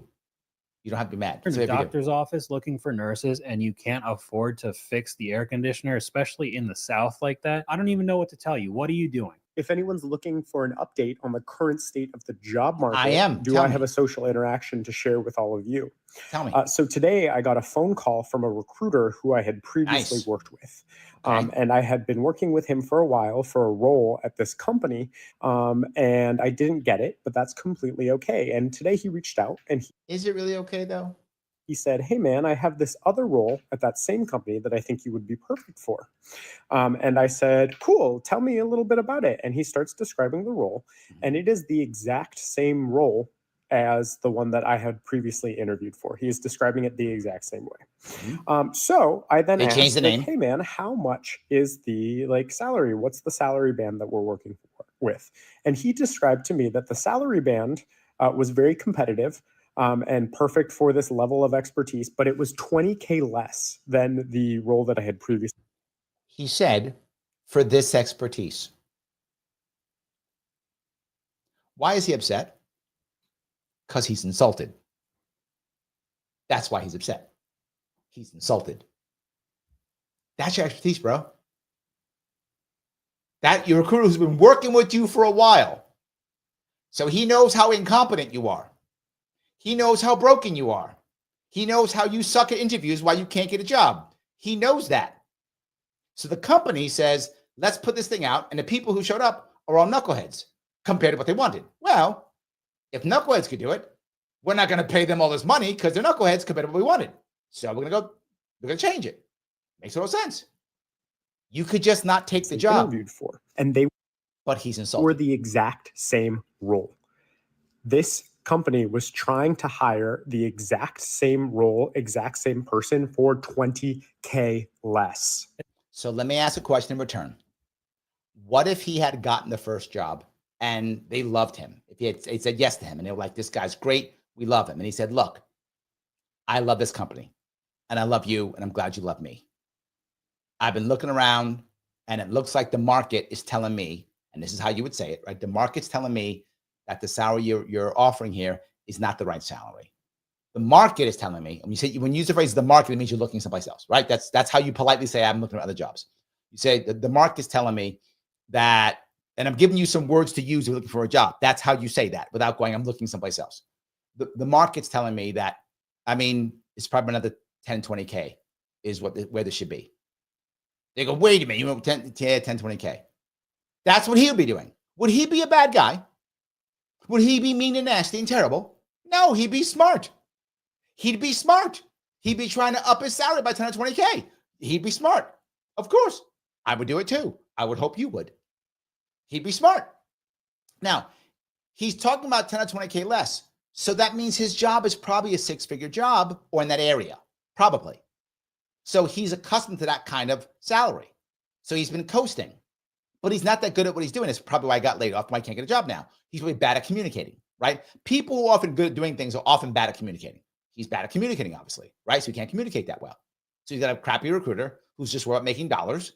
No one wants to work with him because he doesn't probably interview well. I know it sounds cruel. I'm just being honest. It's probably what's happening, right? Because recruiters need to make money too. Recruiters are all commission-based, right? So if they don't close, they don't get paid. So they only want to work with people who can actually can close a deal, right? That's what they want to work with. So he's having a problem now. Yeah. What if it was reversed? What if he was saying, I'm getting $20,000 more? Would we be calling him mean? No, we'd be calling him smart. So why wouldn't a company do it? Especially working with a recruiter who's just going to go back to the same people who didn't get a job and give them even more leads. Like, you didn't expect somebody to realize that it's the exact same job and you're just cutting off $20,000 a year. And this is borderline commonplace if you start really looking into job applications online today. Some of the comments from this video, it's crazy how many roles. Hold on. Roy says, exactly. We were segregated the entire history of America until one generation before the Department of Education was promoted to cabinet position. It was created 100 years ago. Yes, it was created. You're right. But I tell people this often. It was actually created right after the Civil War, but it was basically a repository for information, which is why I like it to go back to what it was. So anyone educated before the modern DOE, like our recent elderly presidents, were educated during segregation. Yes, but it doesn't matter, does it? So was Barack Obama. It's still segregated. New York City is still segregated. It hasn't changed. So the DOE didn't magically desegregate stuff. The DOE had nothing to do with desegregation. It's not a thing. It doesn't do that. It's not what it did. Still doesn't do that. So it's just like the civil rights thing. Why are you guys bringing race in here? It doesn't mean anything. It doesn't matter. The DOE doesn't all of a sudden make things racially pure all of a sudden or racially whatever. It doesn't fix things. It's not what it does. It makes things worse is what it does. The DOE just makes things worse. I don't know why people are bringing race in here. It doesn't mean anything. You know, oh, well, before we had gay marriage, so who cares? We didn't have gay marriage back then. So I've had a guess, probably half our presidents were probably educated when we had slavery. Doesn't make them any smarter, any more literate. Doesn't matter at all. In tech are offering $25 an hour and requiring 2 to 3+ years of experience. Engineer husband just got offered a job that required 10 years of experience for what he made straight out of school in 2014. This is giving me the same vibes as 2008 to 2010 job search years. Yes. And what that means is people aren't looking for that kind of work anymore. That's all it means. People aren't looking for that kind of work anymore. That's all it means. Yes. Larry defending Walmart? Defending Walmart? What are you talking about? Of course not. No. Absolutely. Walmart's terrible. Yeah. I was beginning to worry for a minute. Like, no. You want to strike, brother. I'm in. The goes on to say 67% of people aren't living paycheck to paycheck because they are not skilled. 8+ million men aren't on the sidelines because they're lazy. Don't believe the employer propaganda. No, I've said that. I've talked about it before. The 8 million men are leaving for different reasons. It's not because they're lazy. Many of them are becoming lazy because they're having terrible habits that are making them lazy. I think that is happening over time because of their environment. But yes, they aren't by default lazy. I would agree with you. But they are going that way. Yes. They're living paycheck to paycheck because they're not skilled. There's many reasons why they're living paycheck to paycheck. Many reasons. Some of them is because they don't know how to communicate well, which I've talked about many times. Some of it's because they aren't skilled enough for what we want now. That's true. Some of them are not skilled, right? In the things that the companies need. So a big chunk of it is a skill issue. I'm just going to be very forward with you. Diaz, you're wrong on that. A lot of them are not skilled in the things that we need. I told you, Forbes came out 3 degrees, except those specialized ones I mentioned, engineering, computers, nursing.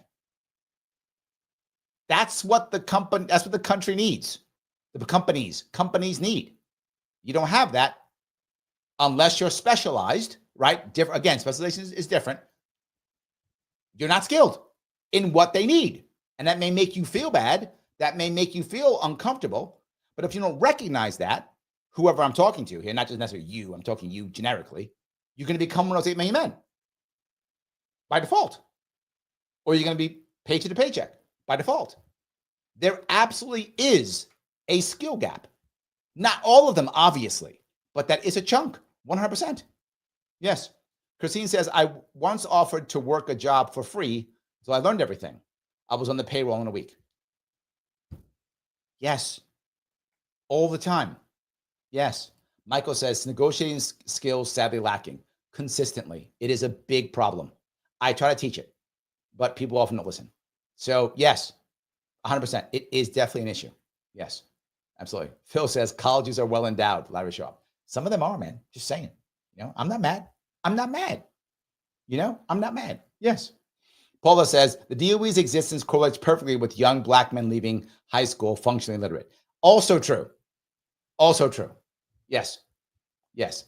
Paula goes on to say, a lot of men are living paycheck to paycheck because they're being sold college with skilled trades. True. And that's the skill gap I'm talking about. Right? I told a story with 2 days ago. A guy talking about this. He's like, I could hire I could hire 6 plumbers today. 6 plumbers today. Well, why don't you hire them? They don't exist. That's a skills gap, my friend. That's a skills gap. I know you don't like hearing that, but DSG label, yes, there is a skill deficiency in what people want. Doesn't mean the individual isn't skilled in other ways. Many people are very skilled in different ways. But if a company doesn't require that skill set, why would the company hire you? And that goes right back to the first part. Well, I've got these degrees. The company doesn't care. Well, I'm good at this. The company doesn't care. Right? That's the issue. Nico says, what's up, Larry? If I want to make a best of my degree in public policy and urban planning, what advice do you give for self-advocacy within the realm of public service? I don't know what that means. Are you saying, how do you get a good job? What advice you give for self-advocacy within the realm of public service? I don't know what that means. That sounds great. You obviously went to college to say some shit like that, but I didn't mean anything. What does that mean? You want a job? You want to become, I don't know. What do you want to become like an activist? What are you saying? If it were me, here's what I'd tell you to do. Work for a city agency. City agencies have great unions. City agencies have city agencies have great unions. City agencies literally go out of their way to hire anybody. So I'm not saying you can't get hired, but I mean, the odds of you getting turned down are slimmer as long as you follow the whatever rules are. They go out of their way to hire whoever they possibly can. So your odds of getting hired are higher than in a public sector. Your odds of getting fired are slim to none as long as you're just decent. They have good benefits. You will literally be in public policy. It's a city agency. You're in urban planning by default. So I think it would work. And cities, governments respect education. They all do. They generally have rules for giving you more money, the more education you have. So city agency is what I would think. If that's what you're looking for. I'm not sure if you said the right thing, but I think that's correct. So yeah. All right. In any case.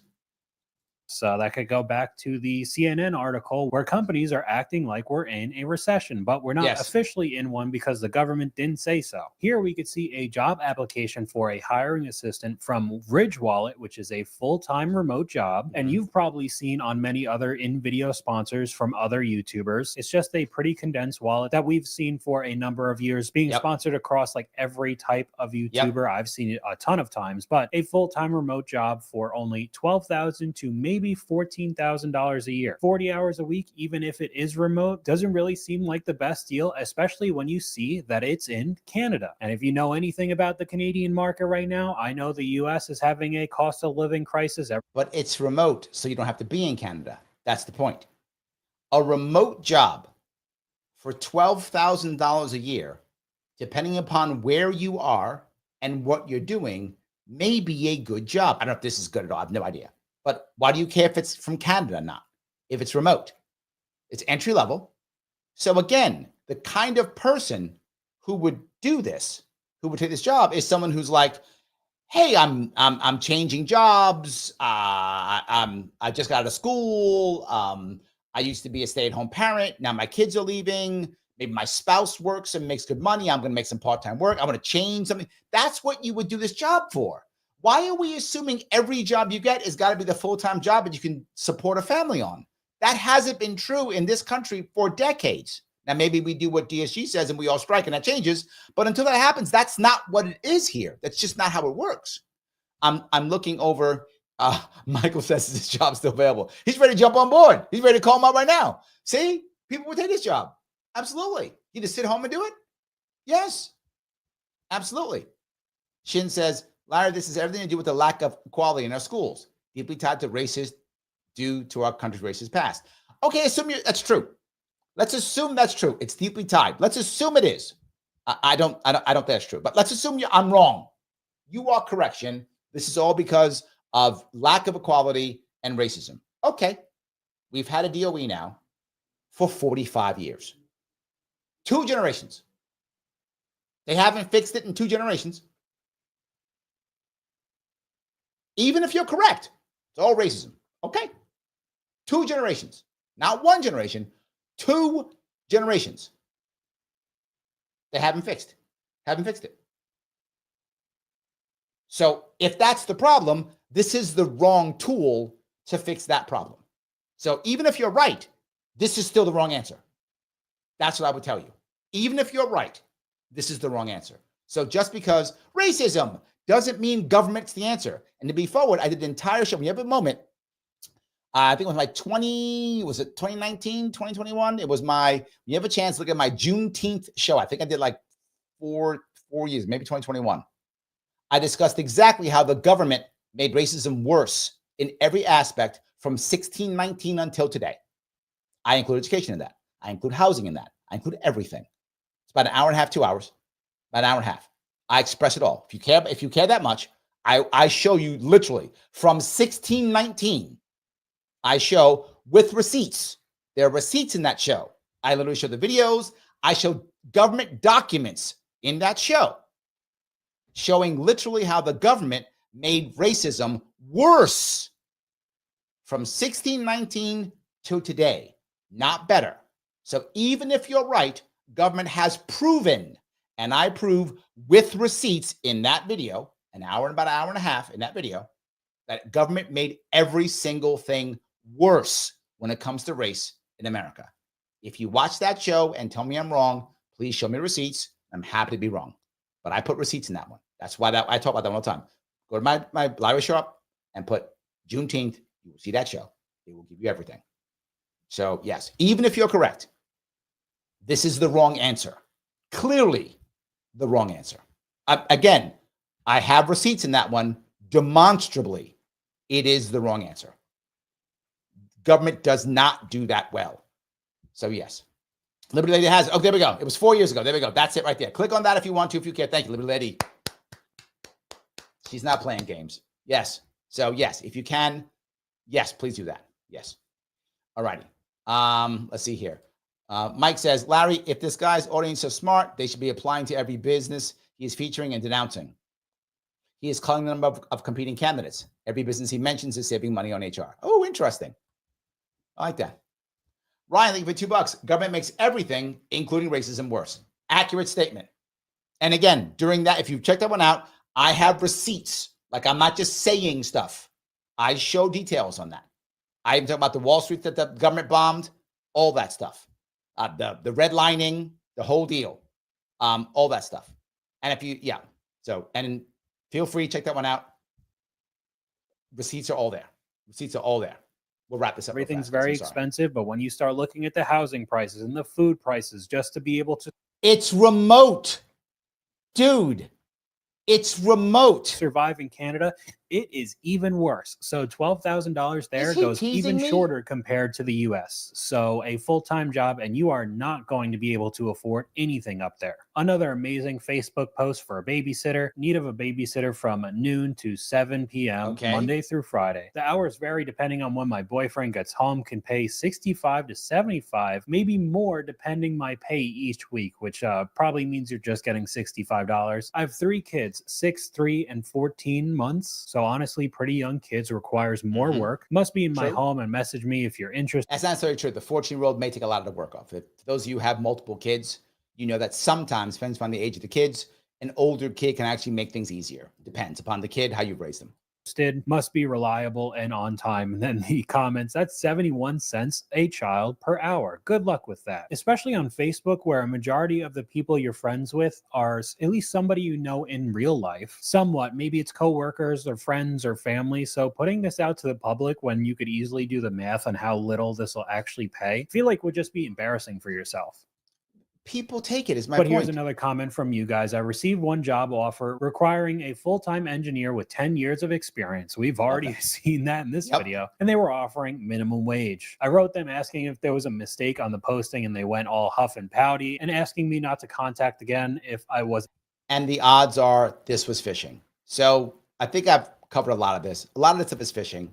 They're just mad, and you shouldn't be mad. Understand how the system works and stop being mad. Fix it. That's the issue, right? Understand what's happening and fix it. Ryan says, I worked for the federal government for over 12 years of my life. There's nothing that it makes better, only worse. Maybe my own personal experience is why I'm libertarian. Maybe, but it's actually true. Yes, maybe, but it's still true. I worked for the federal government for 7 years when I was a Marine. I saw it. I tried to work with them for the VA. Couldn't. It was impossible. Won't do it. Yes, it is terrible. Yes. Paula says, work begats work. I always get offered the best jobs when I have a job, especially when I'm with the public. Correct. Correct. This is one of the reasons, Paula, why people see gaps in your resume as a red flag for that. Most people, and this may sound terrible, but most people who are savvy, who've been around, who've been doing things a lot, they know when the writing is on the wall. And so they start thinking about their next steps already. They're already talking to recruiters while they're still working in the last one. People say all the time, the best time to find a job is when you have one. That's accurate. That's accurate. Yes, right? That really is accurate. So yes. Roy says, when all are included, education, commerce, public square, competition increases. That's true. When some are excluded for reasons other than merit, race, and religion, competition decreases. That's true. Was that for me? I don't know who that was for. I agreed. I think that's true. I think we should try to include everybody. Of course, right? And then you pick the ones that fit the best, right? It's not survival of the strongest, right? It's survival of the fittest. You have to fit the right thing that you need, right? So you have to fit it correctly. I agree with you.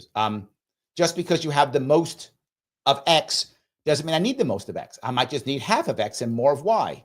And I don't care about your race or creed or sexual orientation, any of that stuff. I don't care. I care about, right? And the thing I'll give you always, if someone thinks that I'm just talking trash and it's not real, when I ran my largest campaign, which was 2018, literally the press came in and checked all of the campaign staff. This is true. Again, you can do your homework. You're going to check it out. There's receipts for this too. And they checked all the campaigns. There were 5 campaigns running. Me, Stephanie Miner, Howie Hawkins, Cuomo, and Mark Marinaro. All 5 were running. And they checked all of our staff. I had the most diverse staff. I had the most diverse staff in 2018. That was my largest personal, campaign team I was running. I had dozens of people in my campaign team, dozens. I had the most diverse staff. And again, an outside reporter or group press said that. I didn't just say, that's them saying it to me. So yeah, I agree completely. And I practice what I preach. I got the right people, the best people I thought of, and I was the most diverse. Not because I had a quota system. People who know me, I hate quota systems. I never use quota systems ever, but I had the most. That's the issue. I had the most. So, any case, I hope that makes sense. And I am practicing what I'm preaching. I do try that to the best of my ability. So yes. Where it goes on to say, just because racism is endemic in American society doesn't mean change of laws didn't improve things. I think that doesn't mean that, but it clearly did not. And I'll give you a best example of that is the war on drugs. The war on drugs was literally the war against brown and black entrepreneurism. It was a war against young black and brown men. That's what it was. The war on drugs was a series of laws that clearly made things worse completely, particularly for black and brown people. particularly for black and brown men, even worse. I mean, the women were suffering because they didn't have any men, so they also suffered too. And many of them also had problems, but the men directly. So yeah, I mean, it was terrible. I think it was horrible. I think the failure of the reparations movement in 1865, which is when it should have happened, terrible problem. Government botched that completely. And then segregation laws, again, making things worse. So those laws literally did not improve things. Literally made things worse. It's absolutely true. This generation has seen our only black president. Yes. And there's more racial and gender diversity in our Supreme Court now than all Supreme Courts before the deal existed combined. Most people hate the Supreme Court now. But yes, but the people were picked. At least Reagan did it openly, and so did Biden. So I don't know if the others did for sure, but Reagan and Biden, Republican, Democrat, openly picked people because of gender and or race. So this goes directly against what you're saying about that excluding people. Reagan literally said, I'm picking a woman, so all men, no. Biden said, I'm picking a woman of color, so all men and all white women, no. I'm not sure where you're going with this one, Roy. He literally did that. And then Mike goes on to say, diversity in SCOTUS is done to a DOE. Also accurate. Yes. I don't know why he has to bring race up and stuff. I don't get it. The DOE is a hunk of garbage. It doesn't matter whether black people are on SCOTUS or not. It doesn't matter whether we have a black president or not. It's a garbage institution that has failed, obviously failed.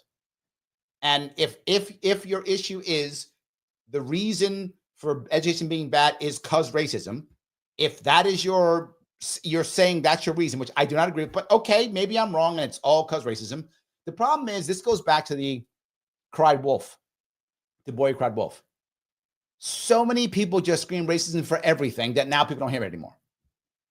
So maybe I'm wrong and it's all racism, but I don't want to hear it. It doesn't make any sense to me because I hear it for everything. Everything's an hysterophobe. Some things are. And that whole show is based upon the actual racism in America that does still exist and has existed since 1619. And the government has made it worse in every case.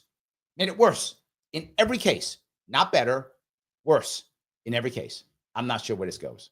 But anyway, Ryan goes, the DOE have screwed over as many black children as they have white children. Probably true.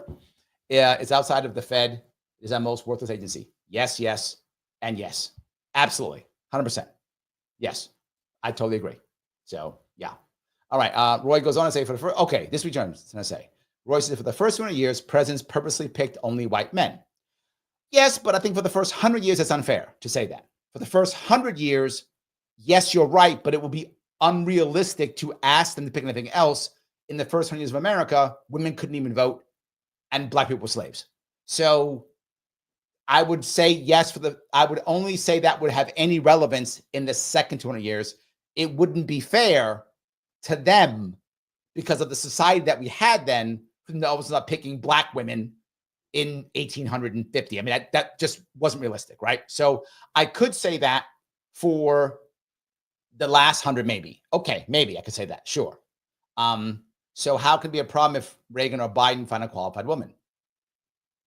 It's the exact same thing, Roy. You know this, come on. It's the same thing.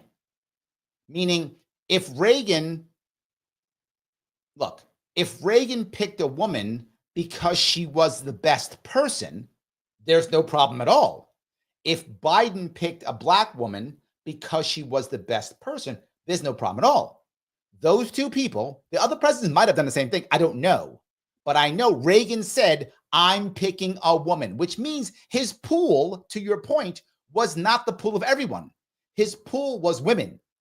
Biden said, and this is again, Republican, Democrat, Biden said he's picking a woman of color. So his pool was not everyone.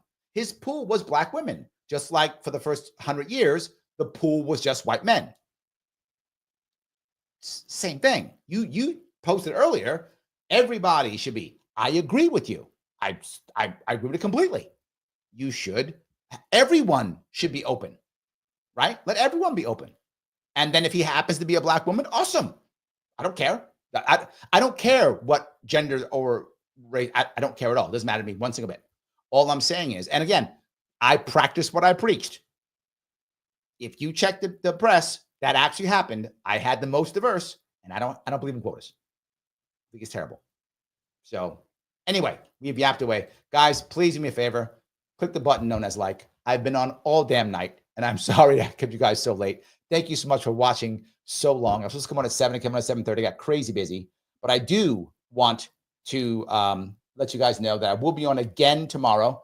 It is driving everybody crazy, I know, but I will be on again tomorrow. A lot of work. I will have something happen, and I'm going to try my best to make sure that we have our special show. But the problem is a lot of you people did not really want to be on the special Friday show. So I may not have many of those. We'll see what I'm going to do on Friday. We'll see. We'll figure something out either way. We will find it. After the live stream, please do me a favor and put in the oddest, weirdest job hunting story you have. The weirdest job hunting story that you have. That'd be awesome to do that. And I will see you all very soon.